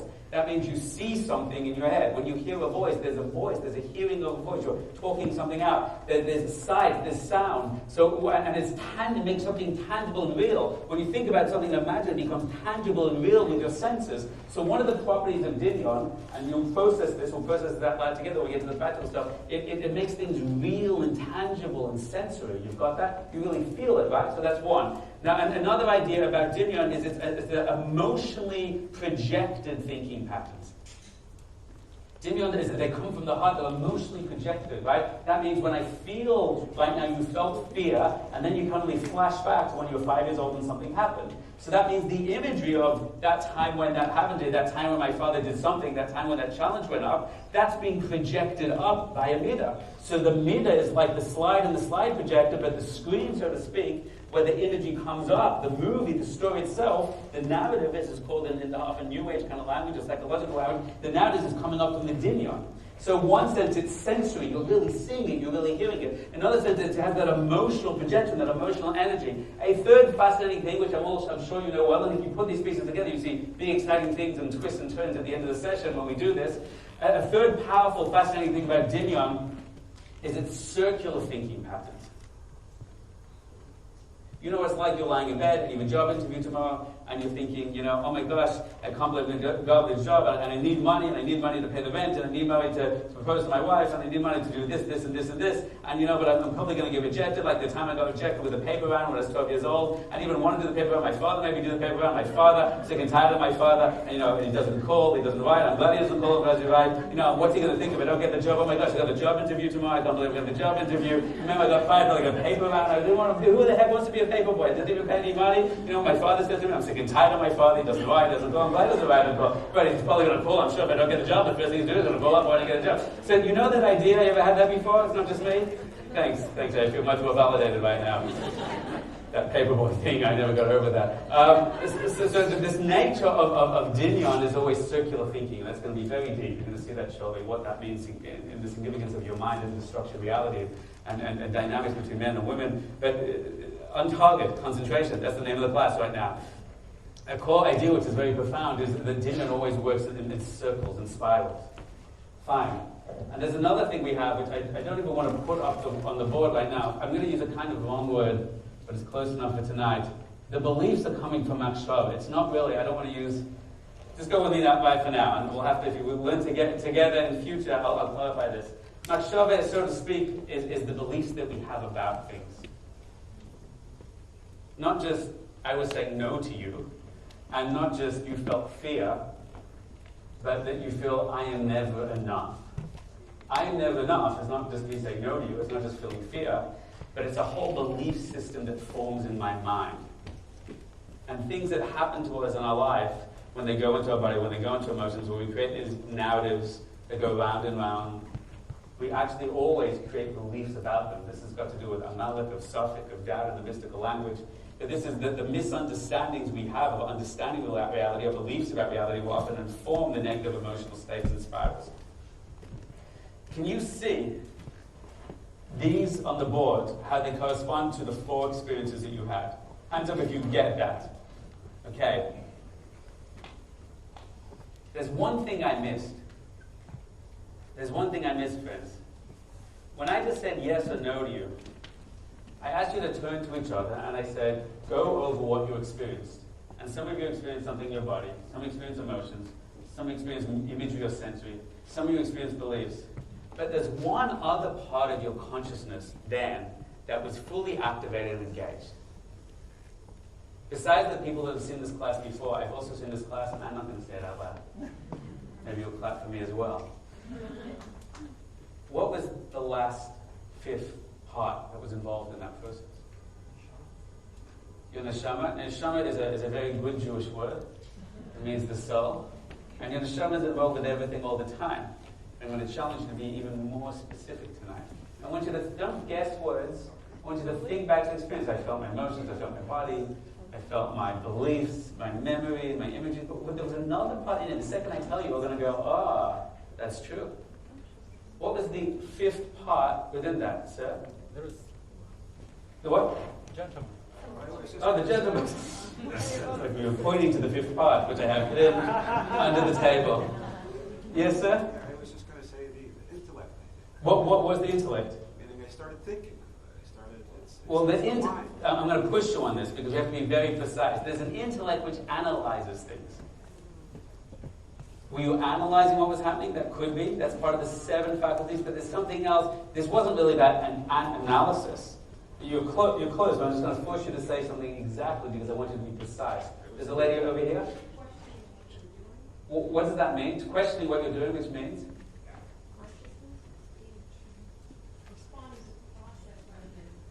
Okay, so we're getting there. There's a part of you that's responding to the process. Right? I didn't know if you were saying no or no. Okay.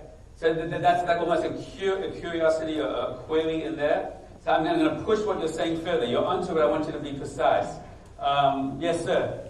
Processing to make sense of it, to put it in a sort of internal... We're starting together. Keep going. You're saying it. Yes, sir. What's that? The ability to name each one. You see what everyone's trying to sense here, sir? Well, it's the word of what the consciousness is doing is interpreting. But what I want you to describe is the consciousness itself. The ego, meaning there's a self that was watching it happen. The watcher, the witness, the witnessing self. Hands up if you've heard this language before, right? See, we don't know. In Hebrew, how do you say witness? Does anyone know?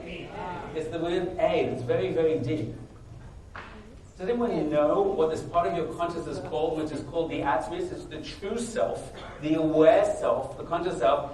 You see, you are feeling afraid, or you're feeling angry, and you're watching an imagery, and you're feeling upset, right? You're going through all those things. And then I said, turn to the person next to you and tell, and you started explaining. If you're feeling upset, where was the you that knew that you were upset? That means there was a part of you that was watching, that was distant, that was separate, that was a witness of all of that. In Torah, that's called the you, the true self, the true being. That's called da'at. Da'at. Now, when you write that in Hebrew, interestingly, it's written like this. Which, I'll start that again. Not such a good board solution. We will solve that next time. It's called da'at. Now, it's interesting. Sometimes it's called da'at, to know, to be aware, to be consciousness. If I flip around the letters to know, daled ayin, I actually get a. In Hebrew, the name of the consciousness actually is witnessing. That's thousands of years old. The letters that say the consciousness of true self is literally the same letters that say I am the witnessing consciousness. So there was the part of you which is the self. There was the part of you that saw, that watched, that was aware. And that part of you is also got, is the key thing I want you to know, your ratson. Ratson means will. It's the part that says, hey, look what's happening. Maybe I want that to happen. Maybe I don't. Maybe I'm going to choose something else to happen. Maybe I'm going to block that. Maybe I'm going to turn and interpret that. Maybe I'm going to turn to a friend and discuss that. So there's a will, there's a self, there's a watcher. There's the body response, there's the emotional response, there's the image and memories, there's beliefs, and there's the self that sees them. It's the greatest self that they all exist within. Has everybody got that? Here's the $1,000,000 question. If you see this class, please don't say this out loud. Part of the beauty of this experience is letting you figure out the secret tonight for yourself. Which of these 5 parts of your consciousness, which one is it? Which of these 5 parts of the consciousness is what we use to concentrate?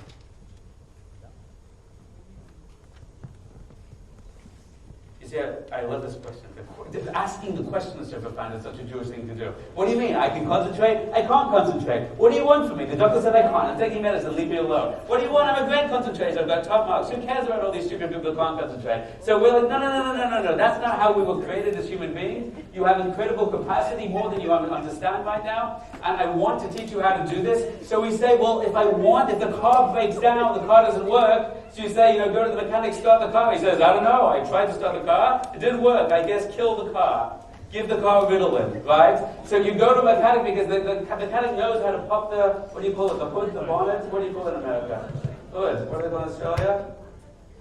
Bonnet? What do you call it? If I forgot, that's where you and I moved up to. Married American, serves us right. They pop the bonnet, and I kind of go, hey, the car doesn't work, I guess I'll get a taxi forever. And the mechanic says, hey, I know all the pieces, and I understand the separate parts and the interaction between them, and he can magically get something that doesn't work to work. That's what you're going to do right now, and you can do the dirty work yourself. I'm giving you all 2 minutes exactly to solve this riddle. Which one of these 5 parts of your consciousness? There's other parts of the consciousness. Heads up, you don't need them to concentrate. You need them from other things. You have your body, you have your emotions, you have your imagination, you have your belief systems, and you have the self. Which one of these is the thing that you use to concentrate? Hands up if you basically know the answer already. Good luck with that, okay? I want everyone, I'm giving you everyone 90 seconds right now. Turn to the person, solve it. Solve the problem right now. Talk it out together, try and solve it.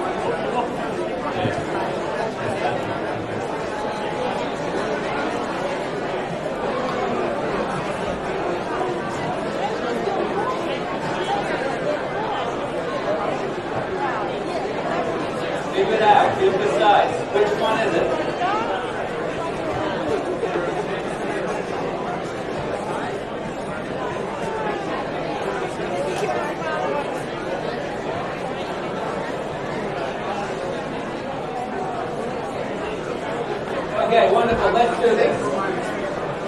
Let's do this, friends. Guys and girls, wow, that hand is bouncing off the ceiling. We're going to get to you.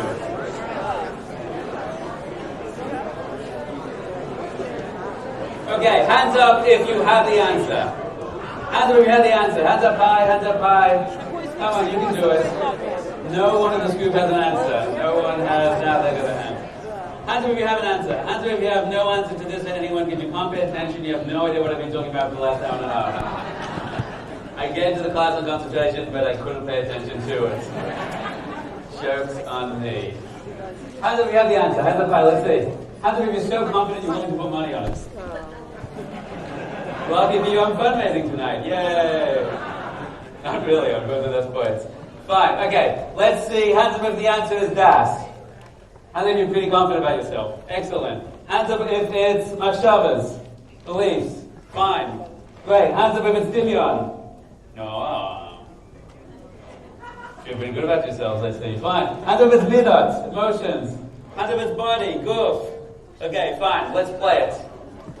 The winner gets the rest of my bottle of water. All this can be yours.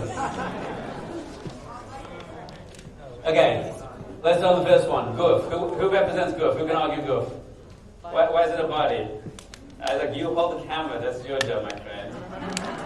Get really over there. I can't even come to you because there's no... Can we move this audience over so I can get in and out of that? Give me 1 second. I'm going to handle this. Can you all move down? I know it's very unprofessional of me. This is not the first time people have called me unprofessional. Nor will it be the last. I'm just thinking through all the way at the back. Who is that person? Don't change your mind. But we're getting to you in a second. What do you think it was? Midah, so you're next. Hello.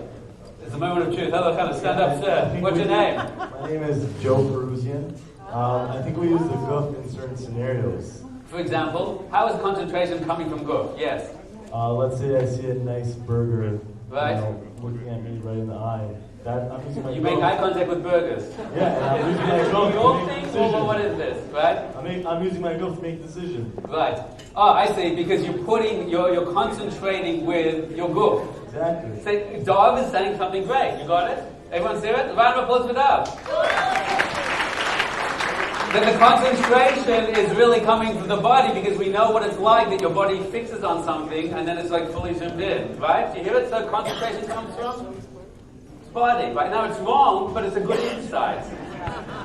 Because obviously the body fixes and sometimes the body doesn't fix. It's hard to understand in science or how you would put your body into that. That's an interesting discussion. So now we have to just move up the ladder a little to understand what the secret is. Now, this lady who is jumping out of a chair, what's your name? Shani? Hi, stand up a second. Now, you want to argue it? Midot. Hands up if you're a Midot person. Okay, now this is where it gets interesting. Go. Why is concentration not with Midot?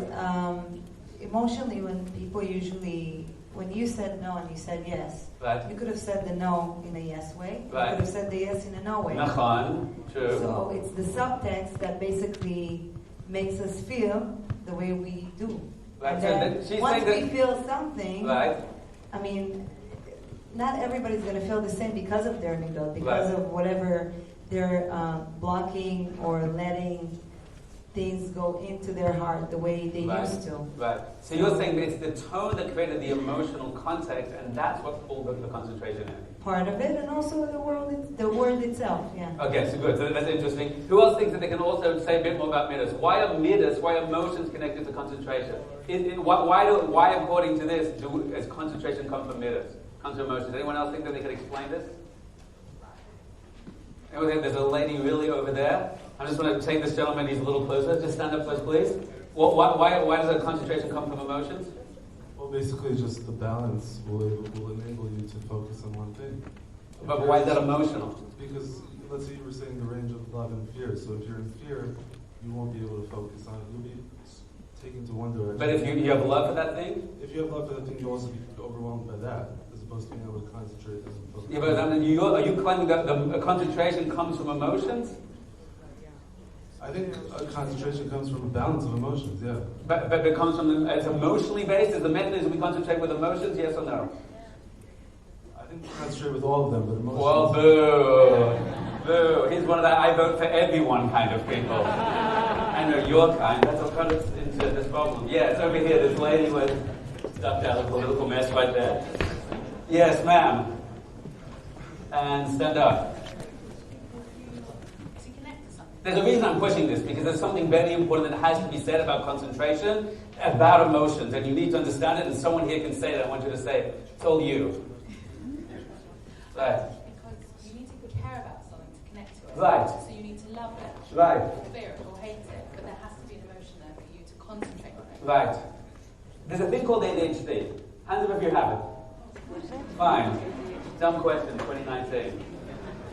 There's a fascinating thing that no one can concentrate on anything. Now, I often say to ADHD people that say, I can't concentrate on anything. I even say, you ever been to a party and you met a girl that you didn't know and you started chatting at 10 o'clock and suddenly it's 3 o'clock in the morning and the time went past in a second, you've been 110% concentrated? What the heck happened to your ADHD then? It's an interesting question, isn't it?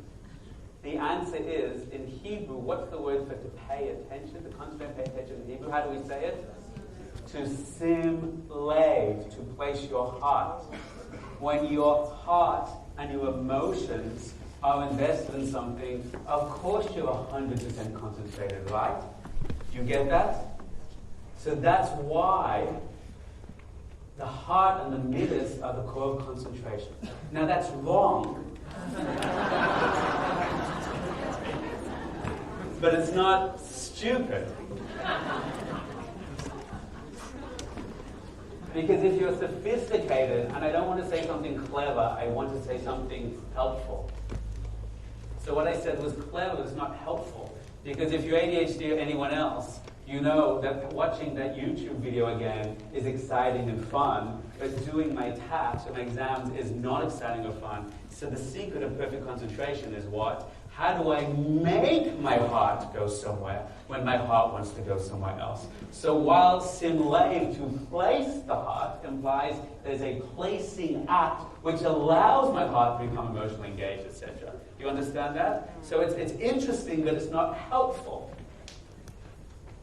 Now, by the way, If you said you were ADHD a couple seconds before, can you just stand up for me right now? I'm serious when I ask this. Be brave. If you're ADHD, stand up right now. Stand up right now. ADD, oh wow, everyone gets technical.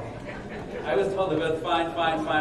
Now what I said by the end of the evening, you're going to have 100% concentration. Stand up, stay up. Hands up if you thought, well, that's not going to work for me because I'm ADHD. Hands up if you felt like that. Hands up. Fine. Look at the people with their hands up right now. At the end of the night, they're going to have better concentration than everyone else in the room.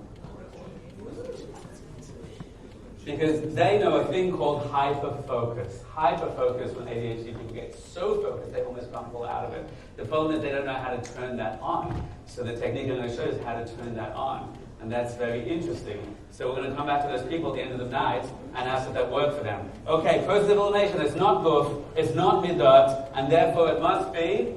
Who wants to argue Doniel? Who can argue Doniel? Been there, done that. So now I have to go all the way back to you. Okay, let's do it. You just start yelling until I get there. I'm going to hike here overnight and get the rest done in the morning. Yes. Stand up. Imagination, yes. Hi. Okay. Hi, Shana. Hi. How long have you been an alcoholic for? Right. Well, this is really intense. Right. I think that what you were saying before about how our conscious reality has to do with how we're imagining what information is being filtered through our heads. So the imagined reality and kind of how we're interpreting all of this information and everything that's swirling through does create our conscious reality. Right. So Hannah's just saying the most obvious core point about concentration is what you imagine creates reality. And when your imagination engages in something, then it becomes real for you, right? That's right, but it's not the answer to the question. It's wrong. Because the question is, when you go to concentrate, the mind and the imagination wanders everywhere, right? So the million-dollar question is, how do we get the mind, how do we get the imagination to focus in the direction we want it to focus? Isn't that the key? By the way, heads up, translating Buddhism into Judaism, which serves profound purposes sometimes, the monkey mind is all of this. It's the imagery, the memory, the emotion, and the body sensation. And that's very powerful, but it's wild, hence the term a monkey. It's all over the place. It doesn't stop. So even though midot helps me focus, and my imagination, I'm really zoomed in to what I'm imagining and visualizing, it's not the secret of concentration. I don't concentrate with those because they begin by being out of control of myself, out of control of my will. And therefore, hands up if you really impress yourself and you thought, it's das for sure. Okay, here's your moment of truth. Who would like to explain to me why the secret of concentration is das? Who thinks they can do it eloquently and well? Fine. This lady over here. You stand up first, one more time. Okay, so I'll say from my example, Yes. I am self-employed. Okay. So there's nobody to tell me what to do. Right. I have to tell myself what to do every day. The only reason why I stay concentrated and motivated and successful is because I am being better than I was 5 minutes ago. Right. And only I'm watching. So, Nobody else. and therefore, why is das the secret of perfect concentration? Because my conscience is watching me. My conscience, okay, that's the beginning of it. I'm going to push someone even further. It's included in what you said, but we can do even better. Yes. Take the mic. You're on. Hi. Hi. So the self, the das, is the director of the other four. If Right. I can observe my body, I can Right. relax my body. Right. If I can observe my emotions, that I have fear, that I have love, I can bring them back into balance. Right. If I can observe my imagination, I can Right. take a breath, bring it back. Beautiful. What's your name? Regina. Did anyone hear what Regina said? The das is the true self. The das is the true will. Your thoughts, your imagination, your monkey mind can be running everywhere in the world, but your das is the self that says, I don't want to do this. I want to do this. I don't want to think in this direction. I want to think in this direction. The das is the true self and the will, and that's why it's the key of perfect concentration. Have you got that? Great. It's wrong. Sorry, Regina, I set you up. Now, parenthetically, what she said is 100% right. It is the conductor of the choir, of the orchestra. It does bring all the pieces together. But the problem with the das is, part of my word, is completely impotent. The problem, it can sit there. How many times have you had to meditate? How many times have you tried the monkey mind? And you're saying, don't think that, don't get distracted, get into sync. But it doesn't work. I don't want to be feeling that. I don't want to be distracted by that. I don't want to become overcome. I want to put my attention over here, but it doesn't seem to have the power to turn the rest of your consciousness around. So again, it's true, but not helpful. And therefore, one more time, my friends, which of these 5 is the key to perfect concentration? None of them. Some of them, none of them, all of them. I'll give you a clue. All of them. All of them. Any final bids? Any final offers?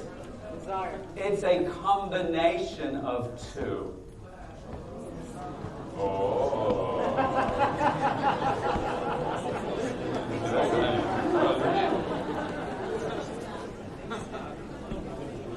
Which 2?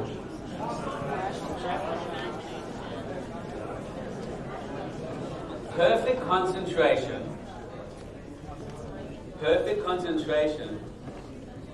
is called in Kabbalah, it's very, very profound. We'll be sensitive and cautious with what I say and the terms I use. Is a zivug, a male-female relationship, an intimate act between das and dimyon. A round of applause. You quite fuck yourself. Hey, what else talking? Melvin, you got it, America. Perfect concentration is, they call it a sexual act. We're going to talk about what that means Kabbalistically. It's very beautiful and profound between das and dimyon. Listen very carefully. Your das is the will. Your das knows what it wants to focus on, but it's impotent. It doesn't have the capacity to bring that to life, to allow that to develop, to go through the process of mitosis, to bring that into fruition and full expression. The dimyon is power, it has senses, it has energy, but it doesn't have direction.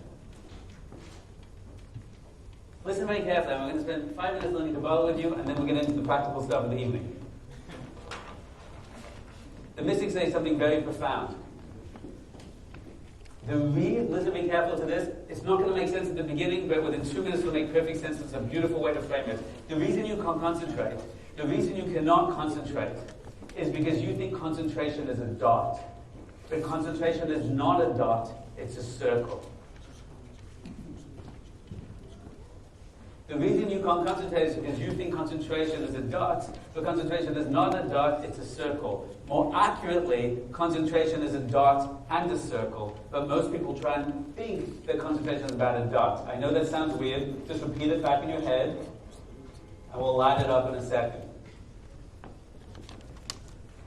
Here's a dot, and here's a circle, assuming it was actually a circle. The reason you can't concentrate is because you think concentration is a dot, but concentration is not really a dot, it's a circle. Listen very carefully to this. In the mystical language, they say that different ideas have geometrical representations in Kabbalah. So mystically speaking in Kabbalah, it's very profound. A dot is a way we represent the ass. And a circle represents dimyon. The circle represents dimyon and a dot represents das. You hear that? Just you hear that. Don't understand it yet. Now just to dig the hole a little deeper in a more fun way, you see, notice how dot and dat, and in one people we say dat. Dot and dat, it's a very interesting thing, they're almost the same word. The mystics say that dot is das, and a circle is dimyon. And more than that, just to dig the hole deeper, the mystics say that dot is male. And a circle is the idea of a female. The dot is das and masculine, and the circle is dimion and feminine.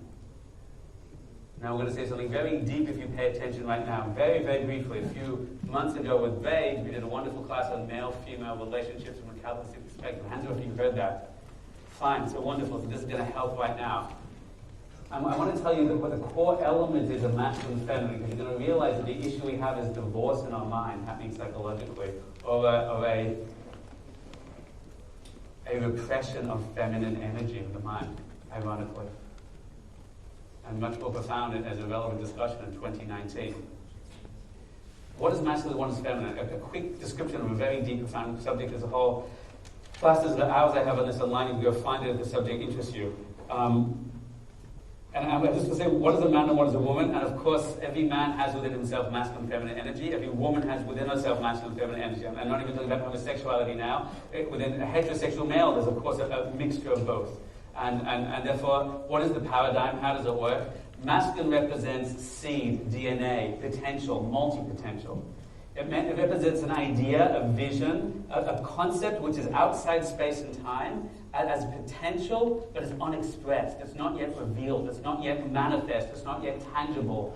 A man represents literally the DNA. He contributes literally the DNA into the process. The map of what could be, but it has no dimensional expression to space and time. It's literally a dot. You get where we're going with this? A woman represents the process of mitosis. A woman represents energy and passion, because the heart represents the vessel by which we expand vision into the world. When you have passion and you have movement, you have expression. And this is where we're going. If you pay attention to the idea of motivation and concentration, how they're connected. A woman, it represents the idea of dimensional expression. That's why she's the process of mitosis. She takes the abstract seed out of space and time, and she brings that down into reality, and she begins to literally create a child, literally create a body. She takes something abstract and she makes it real, tangible.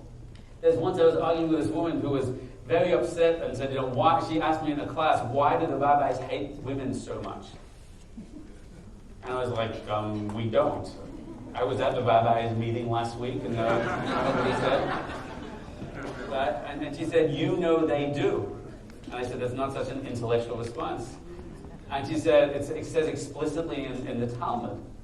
So I was like, where explicitly in the Talmud? She says, the Talmud says women are like dirt. And I was like, what? She said, Rabbi, it says women are like dirt. And I was sitting there, I had no idea what she was talking about, and somebody else came and whispered it into my ear, and what he said is a well-known phrase in the Talmud, Isha doima bakaka. A woman is like the ground, the earth. She's not like dirt. and the mystical meaning of it was like the earth. That means if you're hungry and you want to eat an apple, and someone says, here's an apple seed, you say, thanks for nothing, because I'm hungry.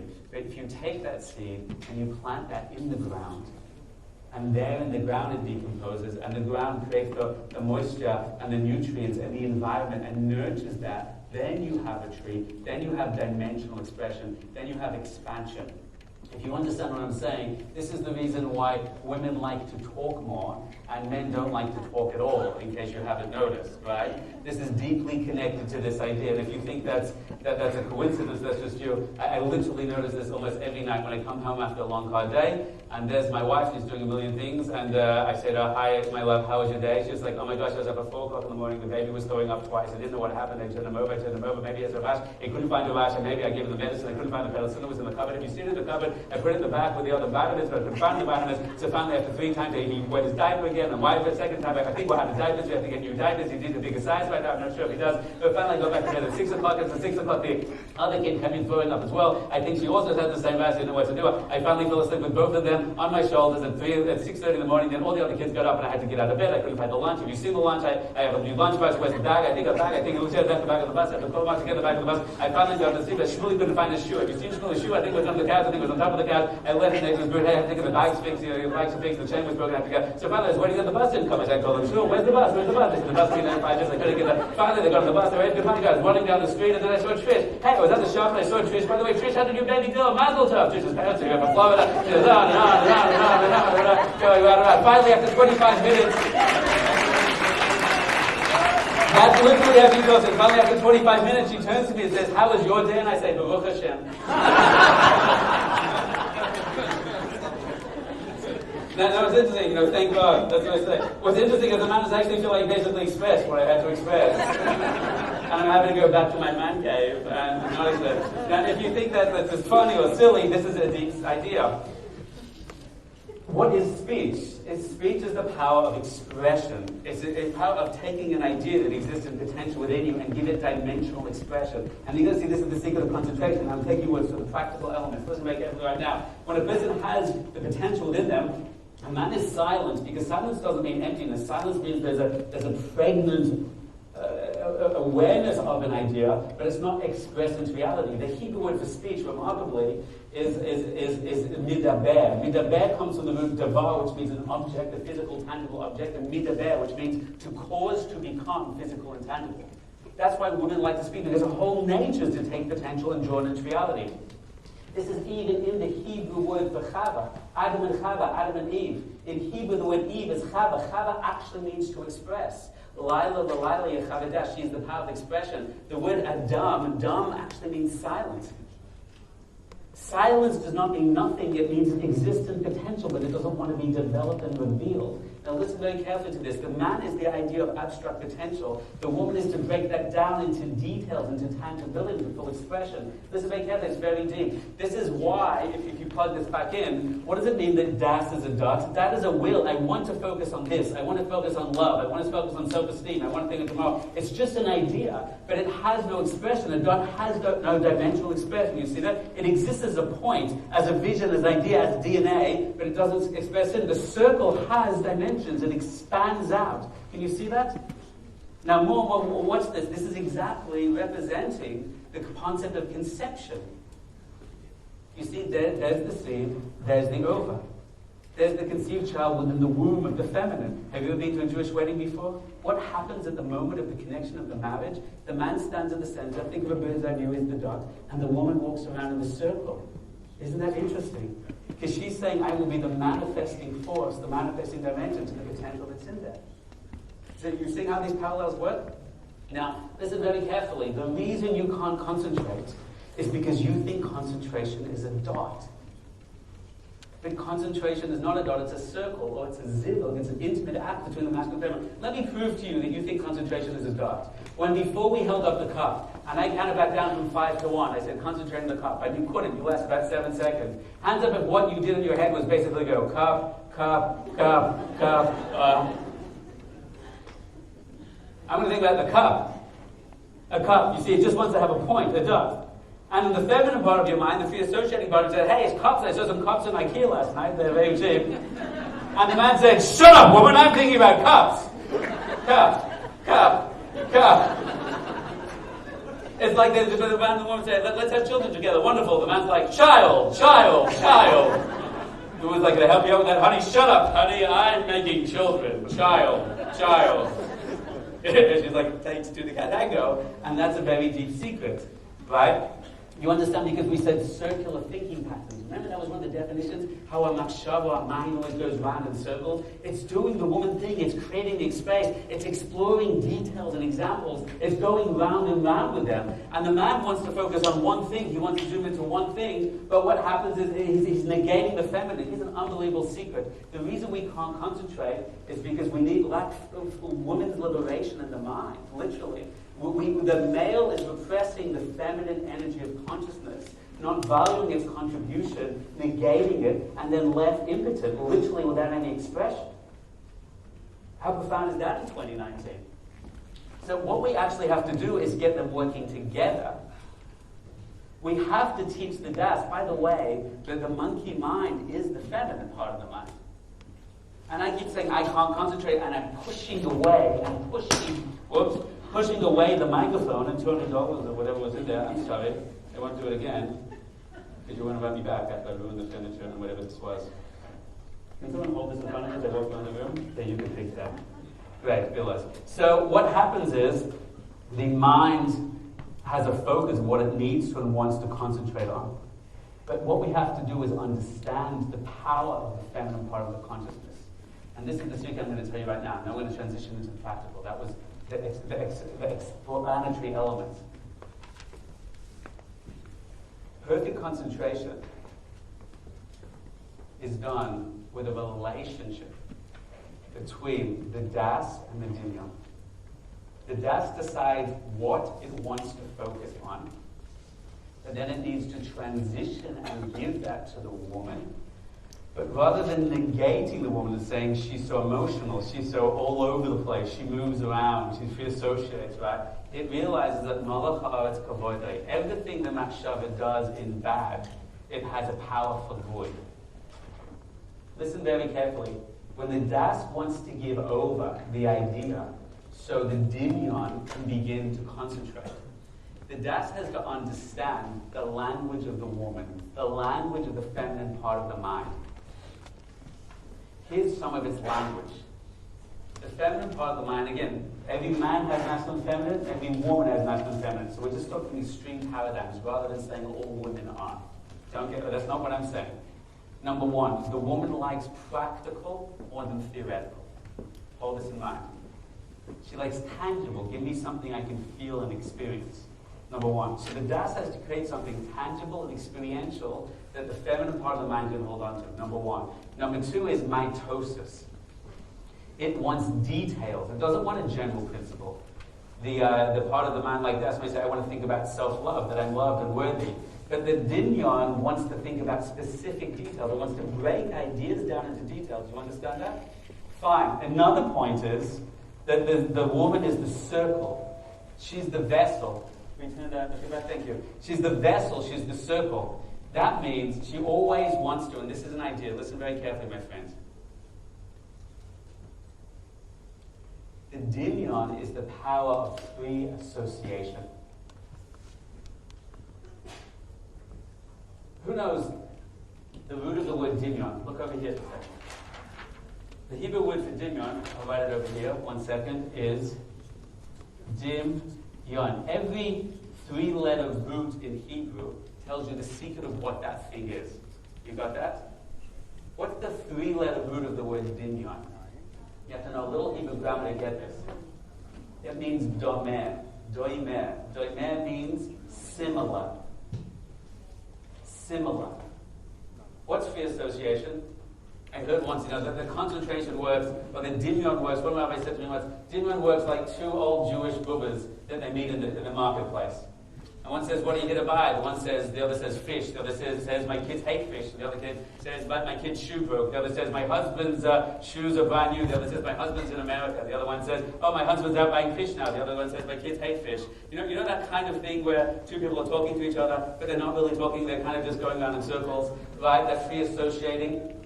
So what's this? This is the power of how the Doniel works. And this is where we can get practical. So if you didn't understand anything or you couldn't pay attention to anything I said so far, just turn on your mind now, drop a riddle in right now, and the rest is easier. It goes like this.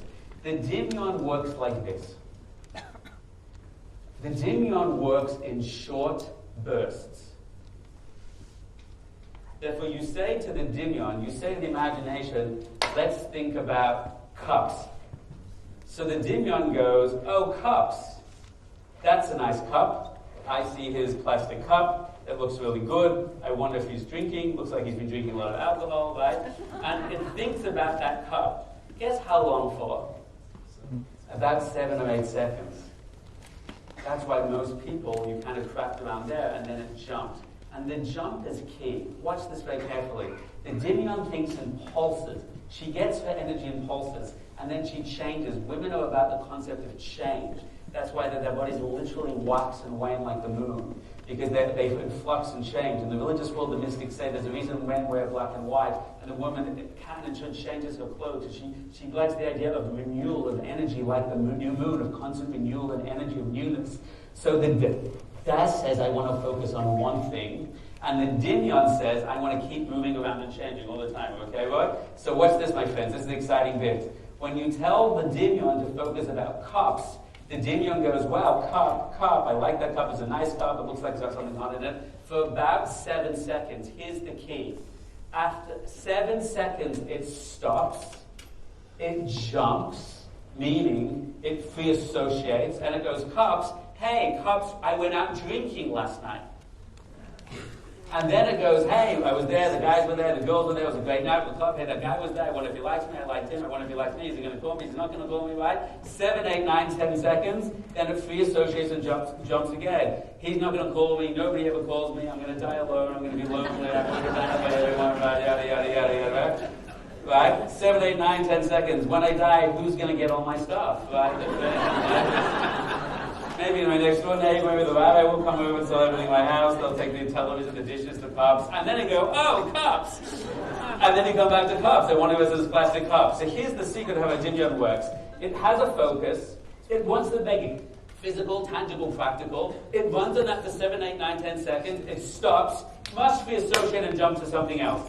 And then, voila, here's the $1 million point. The secret of concentration is the following thing. Das wants to think about one thing only. Doniel always needs to move. She always needs to change. She always needs to flux. She needs to go from one thing, stop, go to another, around and around. That's the circle mechanism. If Das wants to stay the same, Doniel wants to change. That's the reason why concentration isn't possible. Thank you so much. You've been a wonderful audience.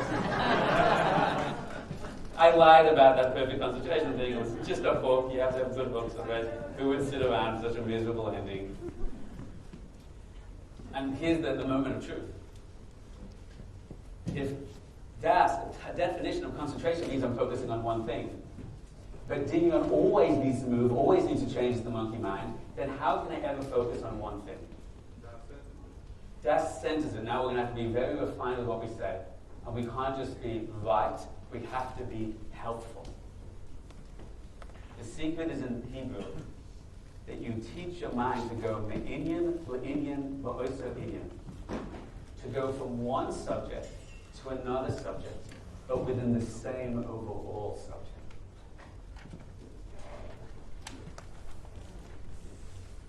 Here's the secret of perfect concentration.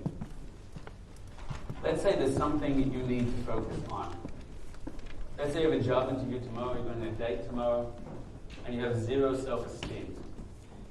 And your head is full of 1,000 failures and 1,000 mistakes, and all these beliefs are not valuable, I'll never find it, I'm rejected, I'm abandoned, I'm not worthy. And you say, I need to get myself into a state where I believe in myself. And if you want to feel that, and when you want to connect to that, then you have to maintain concentration, because we're going to see the secret of Doniel is, as this lady said, Regina was over here, Das is, my friends, the conductor of all the rest. And perfect concentration, what's called the flow state. You ever heard the flow state? That's called the beginnings of ecstatic, of true alignment. Comes when you align the head and the heart and the body all together. You're going to do that tonight, you're about to see.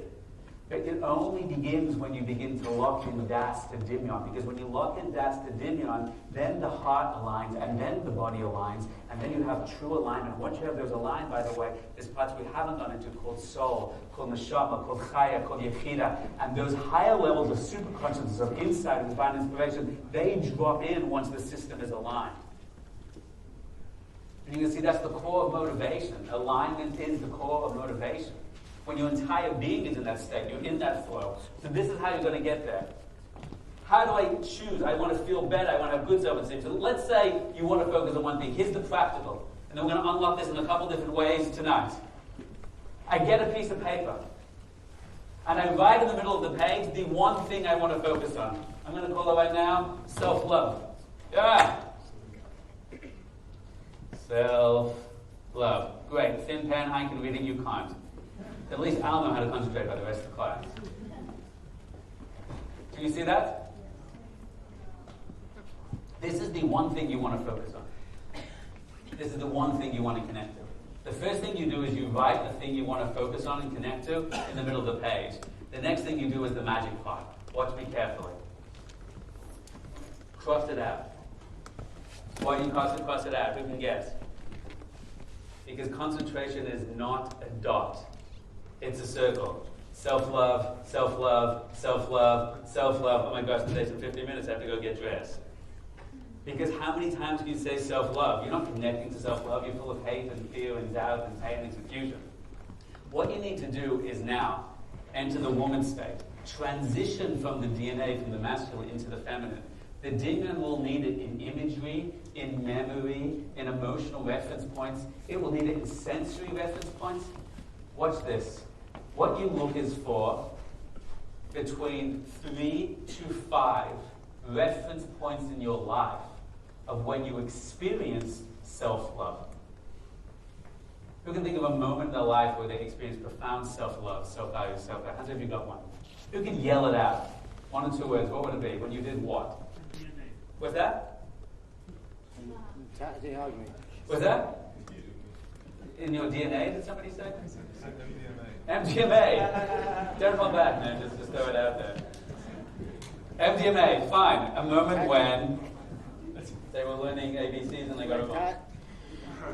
We're going to leave that one to the side for a second, but I'll come back to that in a second. You'll see why. Who can tell me something they did one time in their life they felt self-love? Yes, sir.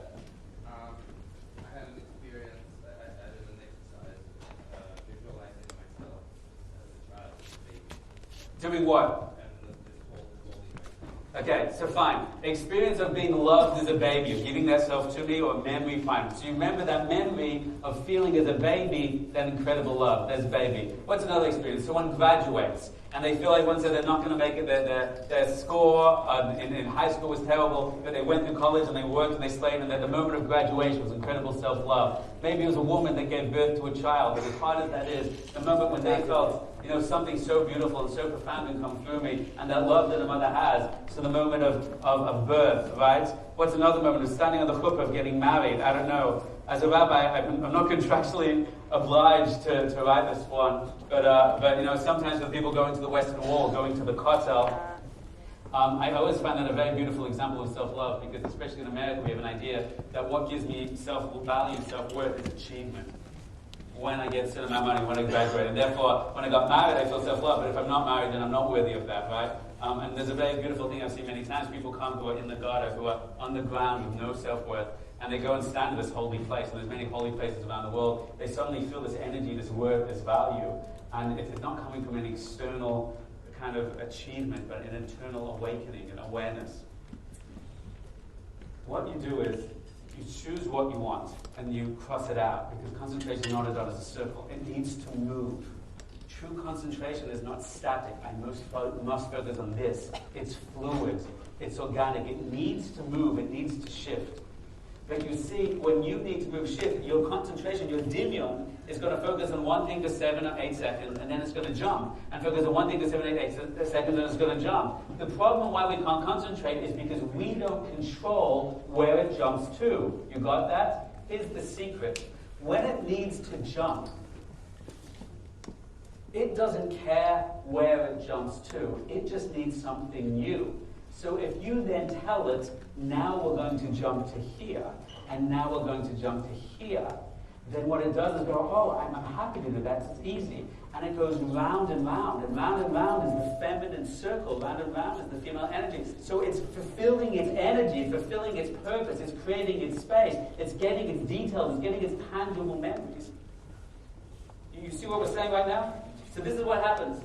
You decide what you want to focus on, self-love.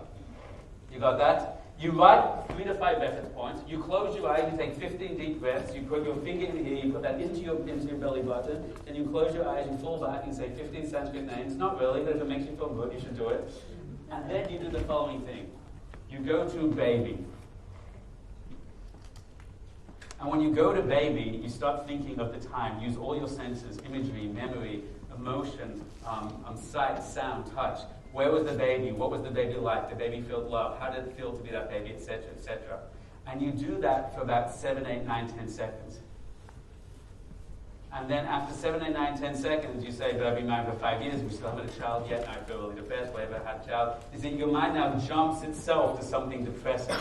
But at that moment, here's the secret. You jump before you're pushed. And then you go to graduation. And then you see yourself at the graduation. and you see yourself after all that hard work, and there's your parents are so proud of you, and you realize that you do have the brains, and you do have the capacity, and you do have the self-determination, you feel so connected, and then before you say, but now I'm $150,000 in debt, and I can't even get a job, and my friend didn't go to school, and he's making my stuff, you jump before you're pushed, and you go to the Western Wall, and you think image details, was the sky blue, where did I put my hand, who else was there, what did I feel in my body, right? And then you jump and you go to married, there I was under the wedding and the canopy, and then you go to birth, and then you see that whole birth, you go through that experience, right? And when you finish at 5, what do you do then? Why do you go back? Because concentration is a circle. And then you go baby, 7, 8, 9 seconds, graduation, 7, 8, 9, cut off. Now what happens is as you go round and round, you start going round and round for each one, the imagery, the memory, your sight, the sound, and feeling, you see it, you connect it, you understand it. And then what happens is a kind of a weaving effect. At the birth suddenly goes to graduation, because you become aware of my life and how it progresses, and both then, why am I living, why am I dying, I'm connected to something more. I'm a baby and I'm married, you see that the process of marriage, of being a child and marriage and developing, and all of them start catalyzing together, and you start to get a sense of how they're all interconnected, and all of them unite in your mind, and your consciousness becomes unbelievably catalyzed with an incredible matrix of child, of youth, of growing and development, and all of them you sense yourself, your soul, your purpose, your essence, and you see how everything connects together, and all of them start bringing in other ideas of self-love, and they start doing other boxes and other memories and other experiences. This incredible feeling of matrix, of love, of unity, and you can't even describe that feeling, but somehow the core of that feeling would be something called self-love. But you didn't come to it by focusing on the dots. You come to it by focusing on a circle of details, which floods the mind and the heart and catalyzes the energy of that, which awakens your soul, which is the source of love itself. Are you following this? Is anyone getting this? Is this interesting to anyone? Would you like to try this? Excellent. I'm glad you said yes. Does everyone have on the seats a particular colored card? Was that handed out? Yes. Wonderful. Hands up if you do not have one. Do we have some more around? This whole part of the room missed out. Does anyone work here? Got some? Okay, they're coming over there. Wonderful. Thank you so much.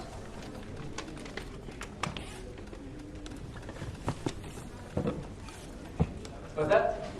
You haven't got one? Yes, we're going to get to one. Or if your friend has one, that's also fine. One between two will also work. You need one, sir? Nothing, sir. So they flow you down. Okay, we'll go with the purple. Okay, hands up if you need one. Okay, could I borrow someone for this? You'll get it back. Don't worry.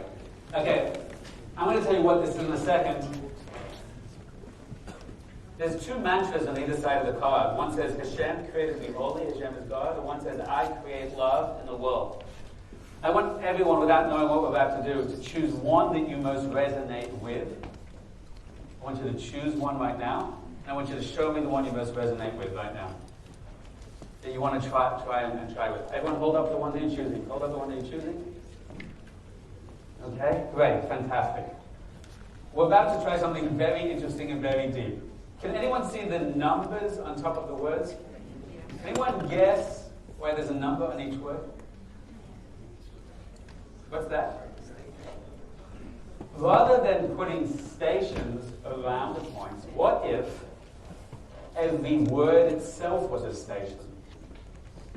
This is the essence of a mantra. What if every word of a sentence would be its own station to stop and explore with your dinya? Did everyone hear that idea?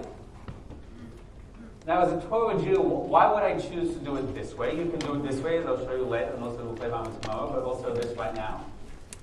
Because this is the secret of Jewish prayer. This is the secret of making a blessing. You know why people can't concentrate on prayer? Because we think every word is a dot. But we don't realize every word is a circle. Baruch atah Hashem. Elokeinu melech ha'olam. I have no concentration, I'm just saying words. But we don't realize that when I say Baruch, Baruch means blessed art thou, God, right? So blessed means, well, the source of blessing, to connect to blessing, to draw down abundance, to increase blessing in my life.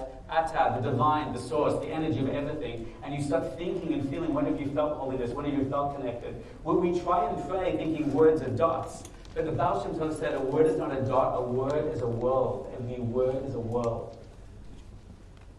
So we're going to play a game right now Well, rather than using this model that we'll come back to, I want everyone to look at this thing in front of them right now. I create love world. You use whatever you want to use. I'm just using this example now. What is I? Who am I? I'm Daniel Katz. I'm a rabbi. I'm a teacher. I'm a student. I'm a friend. I'm a husband. I'm a father. I'm a son.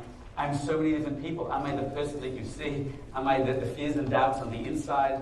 Am I only what you see? Is there so much more of me? There's so many elements of I. Create. What does it mean to create? How does an artist create a picture? Have you ever been involved? I love the idea of creativity. How do composers, Mozart gets visions, flashes of music that pops into his head? Have you ever created a thing? A mother and father create a child. The love that you have through creation, the creative process. Love. What is love? What does love mean? When do you experience it? What is ahava? Why is love in Hebrew the numerical value of one, of unity, the connection? What creates love? The world, my world, my personal world, the physical world, the inner world that I carry, the world that we have between us on campus and our communities. There's so many worlds we explore. This is what we're going to do. I'm going to ask everyone to sit up straight in your chair and uncross your arms and legs 150%. Make sure your cell phone is off. Your mission, my friend, should be choose to accept it. I'm going to count back down from 5 to 1. And when I get to 1, I want you to begin going around. We call this, in the Elevation Project, a machshava map, a thought map. And the idea is because your Doniel always wants to wander, if you create a map from the beginning, giving it the options of where to go, then it gets to both wander and move and change, but also be focused around one central idea. You got that? So I'm going to count back down from 5 to 1. And when it gets to 1, you're going to begin on the one that you chose, I. You're going to explore I. Who am I? What do I do? What do I feel like? What's my contribution? What's my beauty? What's my gift? And at the end of 7-8 seconds when you start to go, but I can never get my act together and I'm still stuck and everyone hates me and rejects me, you jump to create. You think of what have you created and what does it feel like to create and what does it mean to create and how did God create the world and how do you structure your life? Then you go to love, then you go to world. When you get to world, what do you do then? Why do you go back? Because concentration circle, I create love, world. I create love, world. 7, 8, 9, 10 seconds. Keep moving. Hashem created me holy. Hashem created Rabun as Hashem. What does it mean holy? Sanctity, elevated spirituality. Something you experience with MDMA, right? All of these things are reference points. And if drugs are reference points, use those reference points. Bring them all up into holiness. This is what we're going to do. Listen very carefully. I'm going to count back down from 5 to 1. When I get to 1, you're going to begin. Here's the interesting part. I want you to go round and round and round and enjoy it and connect to it. And should any other thought cross your mind, I want you to raise your hand. And we're going to see if we can beat 7 seconds. 1 point before we begin. At the beginning, another thought may cross your mind. Don't raise your hands. It takes a few seconds to get into the groove. You got that? If you find that at the beginning your mind is still wandering, you're probably leaving it too long, and I want you just to jump sooner and faster. You got that? If you find that you're not feeling or connecting anything in a deeper way, then you should slow it down and get more imagery and memory, sensory and details. You've got that? I'm going to count back down from 5 to 1. When I get to 1, you're going to begin. 7, 8, 9, 10 seconds. Imagery, memory, associations, then move to the next, round and round. If you get distracted, let's make everything. Raise your hand and let me know. You got that? But then put your hand down and try again. You will get it. You'll be totally fine. I recommend you use your eyes closed. I recommend you can either remember it or put it in front of you on the floor, on your knees, but don't hold it in your hands. If you'll see, you'll remember it. If you need to open up your eyes and look at that, it's fine. You can totally do it. You do it. It will not take away from your power to be concentrated. Is this interesting to anyone? Are you following this so far? Can anyone stand up for a second for me? You've been sitting still in a chair for over 2 hours now. How's your body feel? It's going to help to have a little energy in the body. Can everyone check out your hands? Everyone kind of does this and goes, yeah, I got it. No, keep going. You're like, yeah, I got it. Keep going. After the point when you want to stop, then you inject your rats on your will, and that's when it gets good. Okay, check out as much of your body if you don't mind doing it in public, unless you're religious, because then you don't have a body and just in your chest. One of my best friends are religious, etc., etc. Okay. Laughing at myself, laughing at you, laughing at me. Great. We need to do more of this. Everyone clap? You can clap in your clap with me. English clap again. That's okay. We need to do more. Everyone take a deep inhale and exhale. And inhale and exhale. Super deep inhale. Work with me here.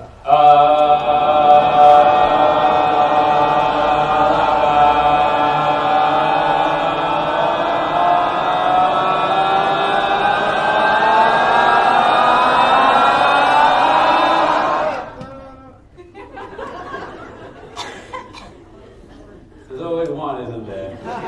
It's always you, isn't it, sir? Okay, let's put it all together. You ready? Inhale. Exhale. Inhale. Exhale. Inhale.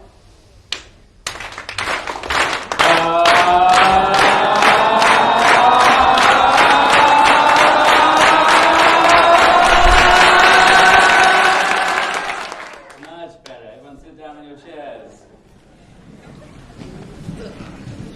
We're about to begin our little exercise. You may find as you go round and round, there's a point that happens, a kind of magic, where they all kind of begin to catalyze and weave together. But don't try and make it happen. You don't need to make it happen.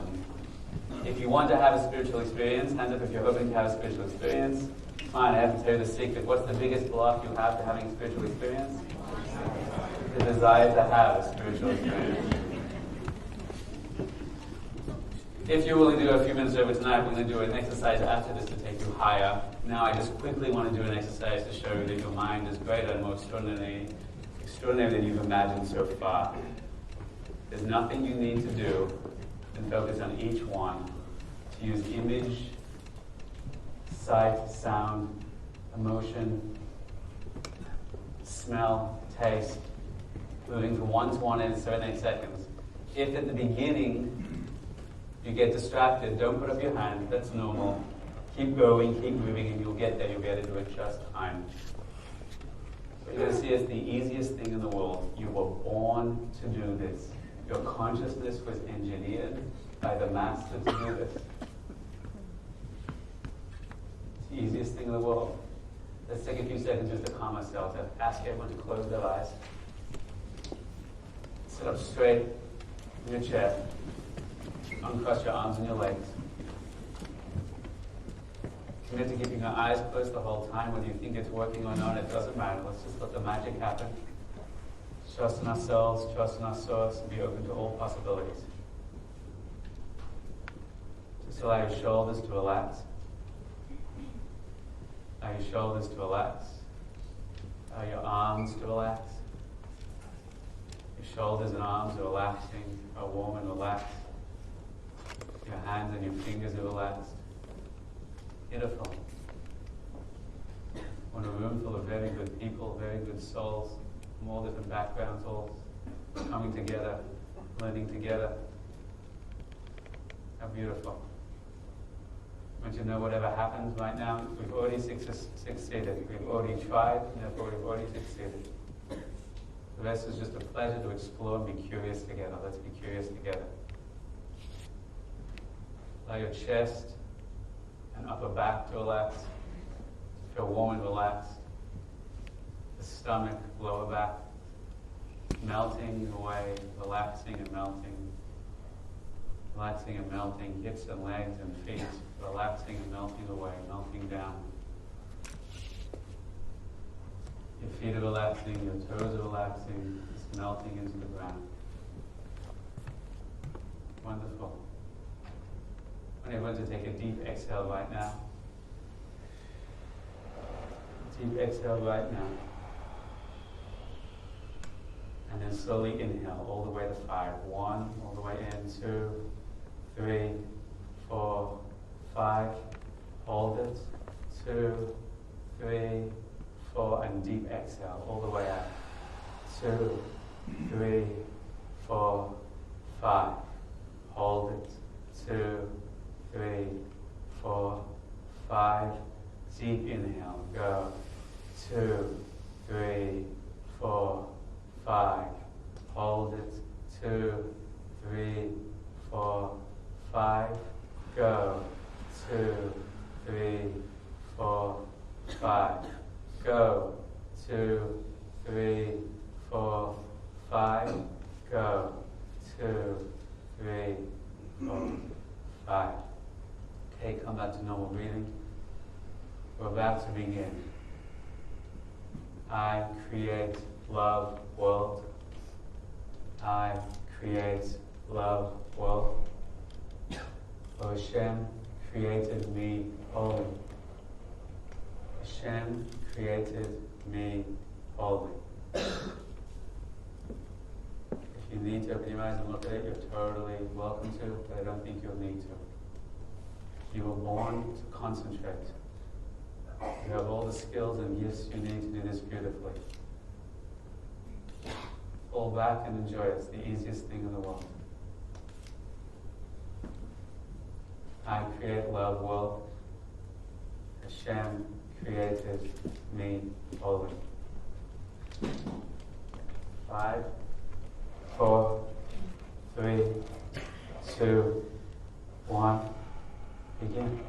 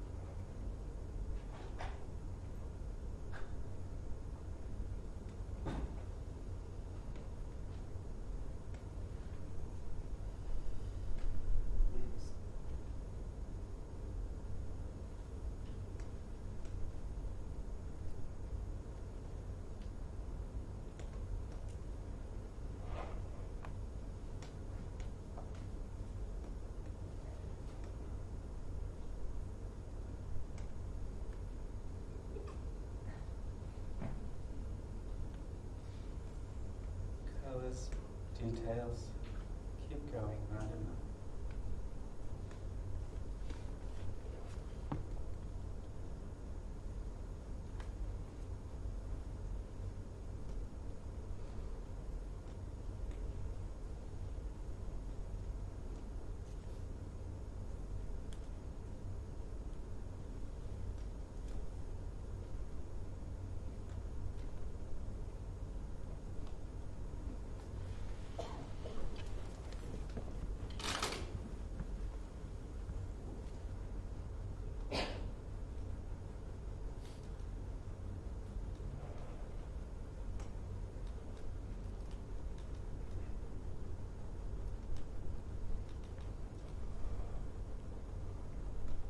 Round and round. You may begin to sense how all of these are connected together somehow. It's a greater light around them, greater energy that comes through them. It's doing wonderful round and around.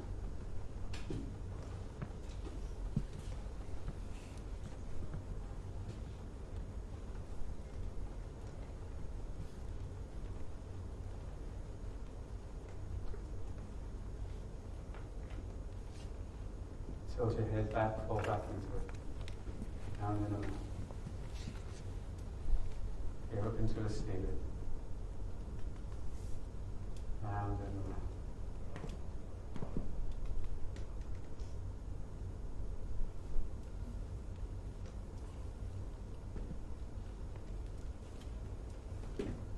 Wonderful. Take a deep breath. Inhale and exhale. Wiggle your fingers a little. When you're ready, you can open your eyes.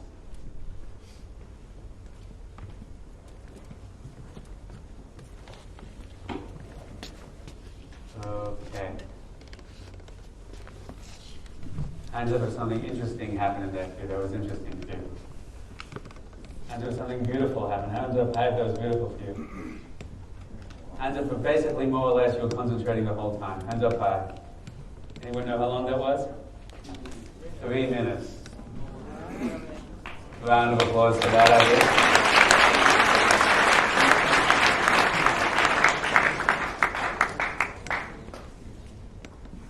Wait, this is the warm-up act. Don't go anywhere yet.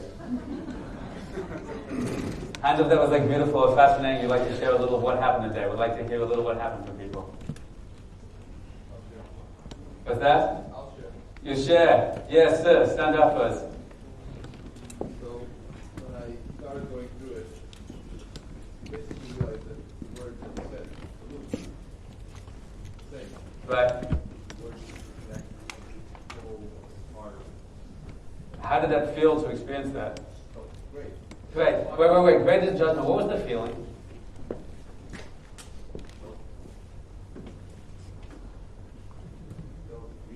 Real. It felt real. The feminine is the real energy. It makes ideas physical and real. Hands up if you felt your emotions start to get involved. Hands up if you're here. Okay, now we're getting into to motivation. Do you see how you took an idea from theory to practice by plugging the masculine into the feminine? Hands up if you got that now. Hands up if the words came alive. Hands up if you felt a deep connection between the words. Hands up if you felt a sense of lighter energy somehow around the words of yourself going into that. Isn't that interesting? Does anyone have anything emotional or spiritual or something weird happen up in there? Robert, I'd like to hear a couple. Hands up high if something like that happens to you. Hands up high. Anyone who cares to share? Someone like that? Yes, sir. Yes, coming through. That's it over there. This guy's not a plant. Thank you for that. That was unbelievable. The first time I went through that, I started it with Hashem, right. And I found it took energy, and I was melting into the words, right. And it took effort. By the time I circled back, I felt energy entering in my hands like crazy. Wow. My body now lifting up, and right. I entered a space that seemed so calm, wow. And I completely had focus, and I felt I had less effort to stay focused, wow. And it was just sublime. It was wow. unbelievable. Wow, amazing. That you can get a clap for. Wow. Hands up if you're surprised how easy that was. Hands up high if you're amazed how easy. See how natural it is? Now, do you understand that that thing that gave you the power to concentrate actually is the thing that the other systems we were trying to refresh? Do you see how weird that is? That's the monkey mind. So the very thing we spent all week, days and days trying to push away was the one thing that you just turned on and catalyzed, and suddenly you were able to do in a second a deep state of connection. Who else had a deep experience they care to share just a little, to hear a little of your voices? I just want to go over here. Yes, coming in. Hands up high with the hands. Yes, you want to play? Everton? Stand up first. Yes. Okay. I sort of felt the opposite to what right. the Jewish gentleman just said. Where I started, I felt warmth in my hands. I felt myself melting into the words. Right. I felt really at peace and really happy. I felt myself smiling. I saw pictures of my kids when I was getting created. When it was me, I was within the edge of our seats, and then what happened next? Yes. And then I went through like one cycle of words, and it was all positive and right. very happy. Right. And I don't even remember right now what happened, but I started to get very negative. Right. And like, I'm gonna cry. And like really sad. And the whole rest, I can't remember that person. The whole rest of the moment was trying to like get back to the positive. I kept picturing other things, and I couldn't get back to it. What was the core feeling that came up? Confusion. Confused of? In the beginning, I felt like when I was thinking of Hashem, it was all positive, and I was thinking a lot of different things. Sit down for 1 second. The opposite of confusion is clarity. Can you think of 3 to 4 images of clarity in your life? The moments when you felt clear, you felt strong, you felt loved, you felt safe. Do that now. Round and round. Ladies and gentlemen, I'm going to ask you to do one more step with me. Can you hold on for 5 more minutes to try one other thing? Tani, can you come back to the stage for a second? You still in the house? Start as fast as you can. Everyone close their eyes for a second? Start it now.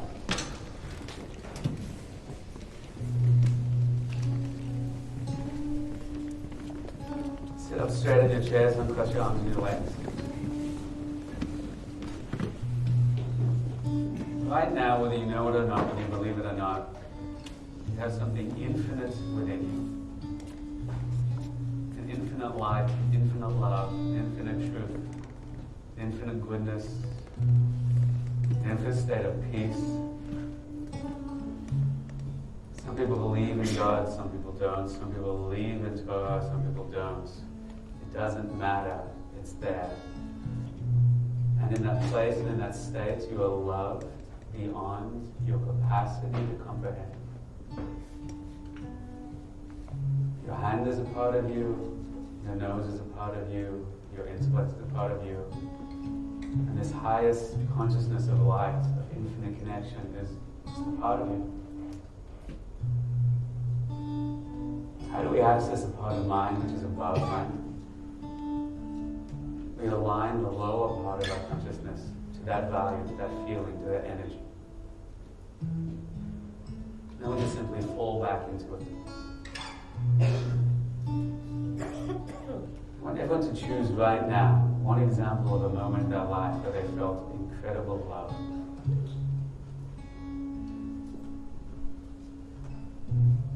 One moment in your life, one memory where you felt love. Maybe you had love for another had love for you. I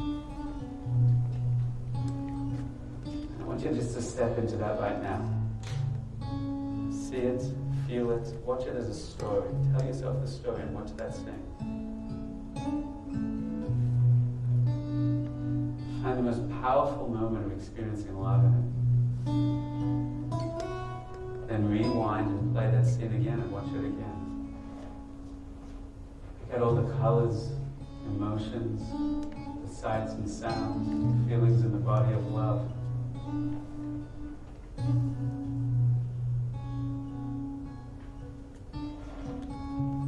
Beautiful. I want you to just focus on the idea right now of holiness. That's one moment in your life that felt sacred, that felt holy, that felt transcendent, that felt supernatural, that felt divine when you contacted something deeper within you, deeper in nature, a holy place in the world, a holy day. Watch that story like a movie right now. Colors, sights, sounds.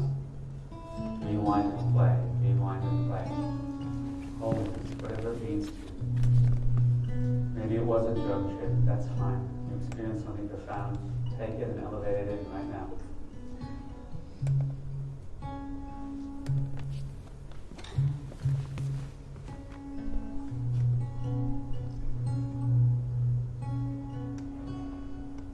Number 3, beauty. That's something that you found incredibly beautiful. It could be a sunset, a group of people united together in song, a piece of music that broke your heart and opened it to a new level. Find that scene, choose that scene, play it and rewind and play and rewind and play.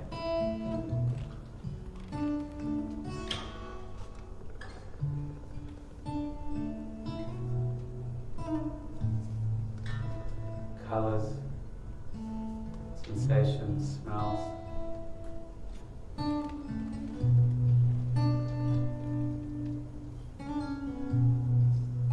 We've had love, we've had holiness and beauty. One more. Awe. Yira. Awe, to be in awe of something. You ever been out in the desert under 100 trillion stars and just felt overwhelmed with how big it all is and how small we are? In the most beautiful, epic way. Choose a moment you're in awe of life, awe of nature, awe of God, awe of seeing how it all comes together and it's so much bigger than myself. Watch it like a scene, rewind and play, rewind and play.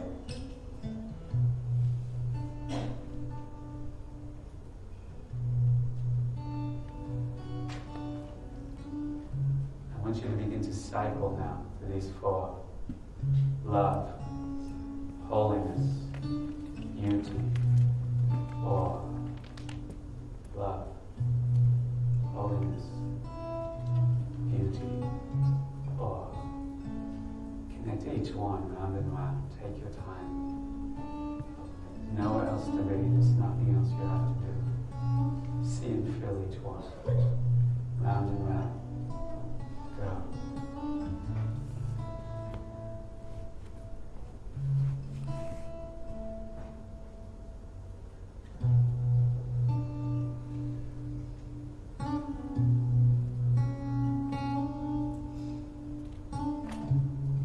Infinite love.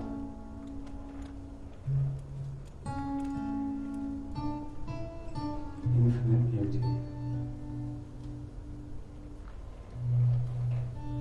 Infinite holiness. Infinite awe.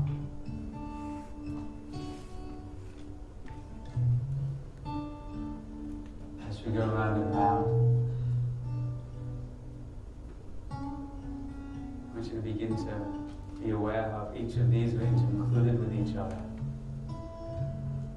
Sense the beauty and love, the holiness and beauty,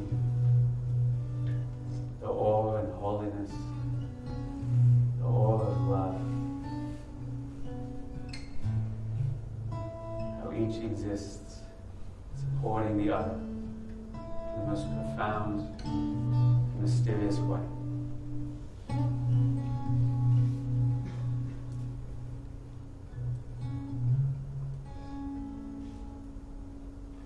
Do that, I want you to realize the greatest self and soul and light surrounding each of these.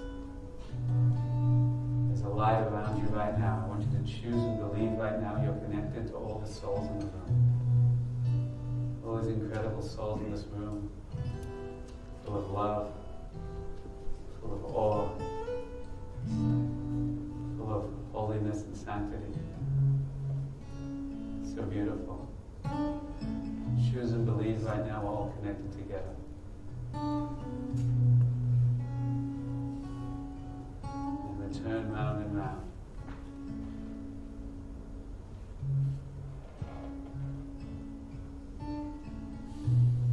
I want you to realize now that moment of holiness is a divine gift from Hashem, from God. Wanting you to taste the infinite transcendence of life, the holiness of life. Just know that that was the divine source reaching out to you. I want you to take your memory of love right now. Realize there's infinite love beyond that. That was a moment the infinite kissed you and said, taste the taste of infinite love. I want you to know that moment of beauty, as fleeting as it was, and behind it, infinite beauty, infinite love, infinite holiness, infinite awe.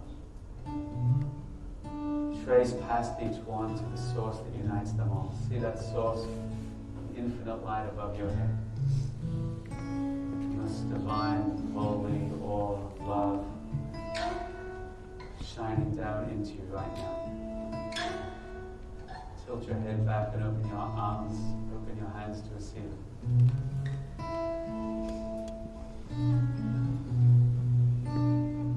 Shine it out into your mind, into your heart, into your body. Let it flood down like a waterfall, washing out negative thoughts, destructive beliefs, flooding your mind with holy, beautiful, loving thoughts, holy, beautiful, loving beliefs. Let it flood down into your heart, pushing out fear and doubt and ego and pain of a lifetime. Let go of that lifetime of pain and fear and ego. Let your heart be full of love, of joy, of awe. And shine it out to the room right now. Let it run through your body, your hands, your feet. See it rushing through, flooding through. Now through your hands, shine it to the rest of the room. Give it to everybody who's struggling, everyone that needs it. Become a channel, a macabre, to shine to everybody. Shine it out to all of New York. That love, that peace, that divinity, that blessing.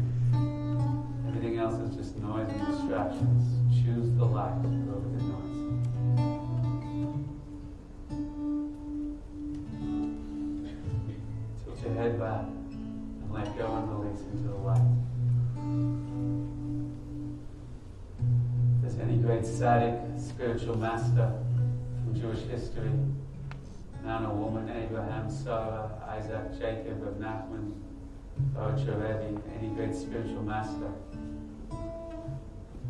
Call and connect to them now. Choose and believe their souls are with us, connected to us right now. Ask them for a blessing right now. We're surrounded by souls that love us, that are guiding us. Ask for a blessing right now. See them and feel them now.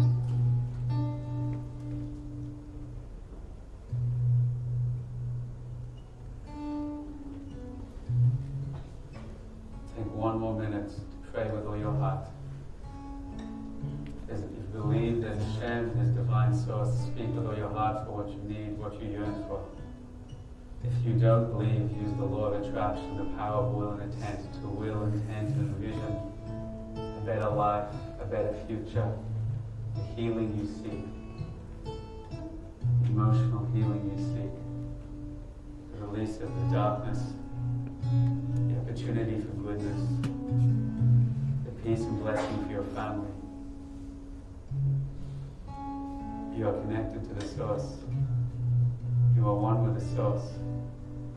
Choose how it should bless us now.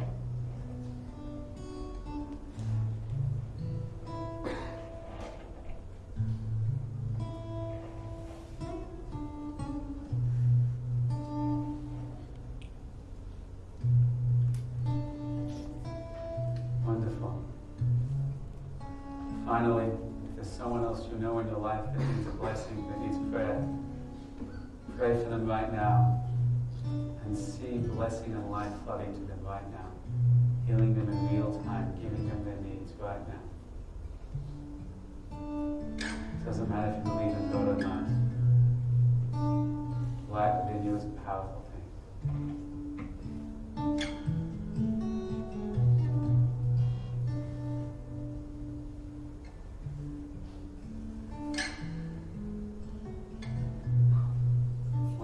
Finally, go back to love,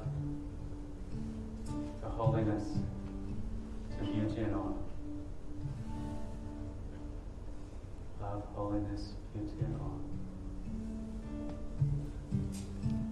Commit to living, feeling, knowing those things.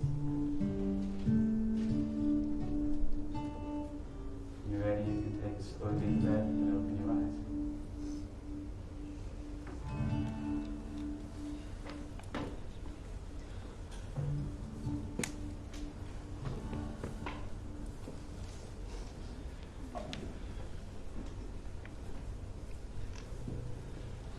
Okay. Hands up if something beautiful happened in there for you. Hands up. And I don't know what this means either. If something spiritual happened there for you. Wonderful. I'd love to go around the room and hear everyone's thoughts. I know the time is late. Isn't it interesting what the mind can do? In summary, don't destroy your monkey mind.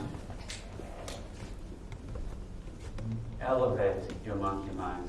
Torah is not a path of negation. Torah is a path of elevation. We ascended by understanding the nature of something within our consciousness, understanding it is all there for the purpose. We honored it, we understood it, and through that we elevated, and through that you understand, you weren't just able to align your mind in concentration, you're able to put your whole being into an aligned state of consciousness. The goal of Torah is to live in that state. The goal of the mystics' teachers is to live in every interaction, in every relationship, in every precious moment, whether we're eating food, whether we're in intimacy, whether we're working and making a living. It should be lived and been from that state. And feel how conscious you feel now, how awakened you feel now, how loving and expansive you feel now. Talk about productivity, that's next level living, that's next level life. This is the essence of Chassidus. This is the essence of Dveikus. We're not bottom up, we're top down. Das goes into Doniel and aligns it. Once you have that zivug of the masculine and feminine, then the children, they produce are these strong emotions which goes into the body, which generates out beyond the room. When I asked you to connect the people in the room, hands up if you felt some kind of energy of people connecting together. Isn't that weird? That is a very powerful force.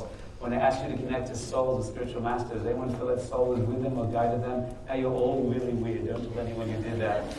That they are our resources, our powers. That's why we say the God of Abraham, Isaac, and Jacob. That's why we focus on these masters. They are with us. There's so much beautiful stuff to learn that, as you can tell, I'm super out of time.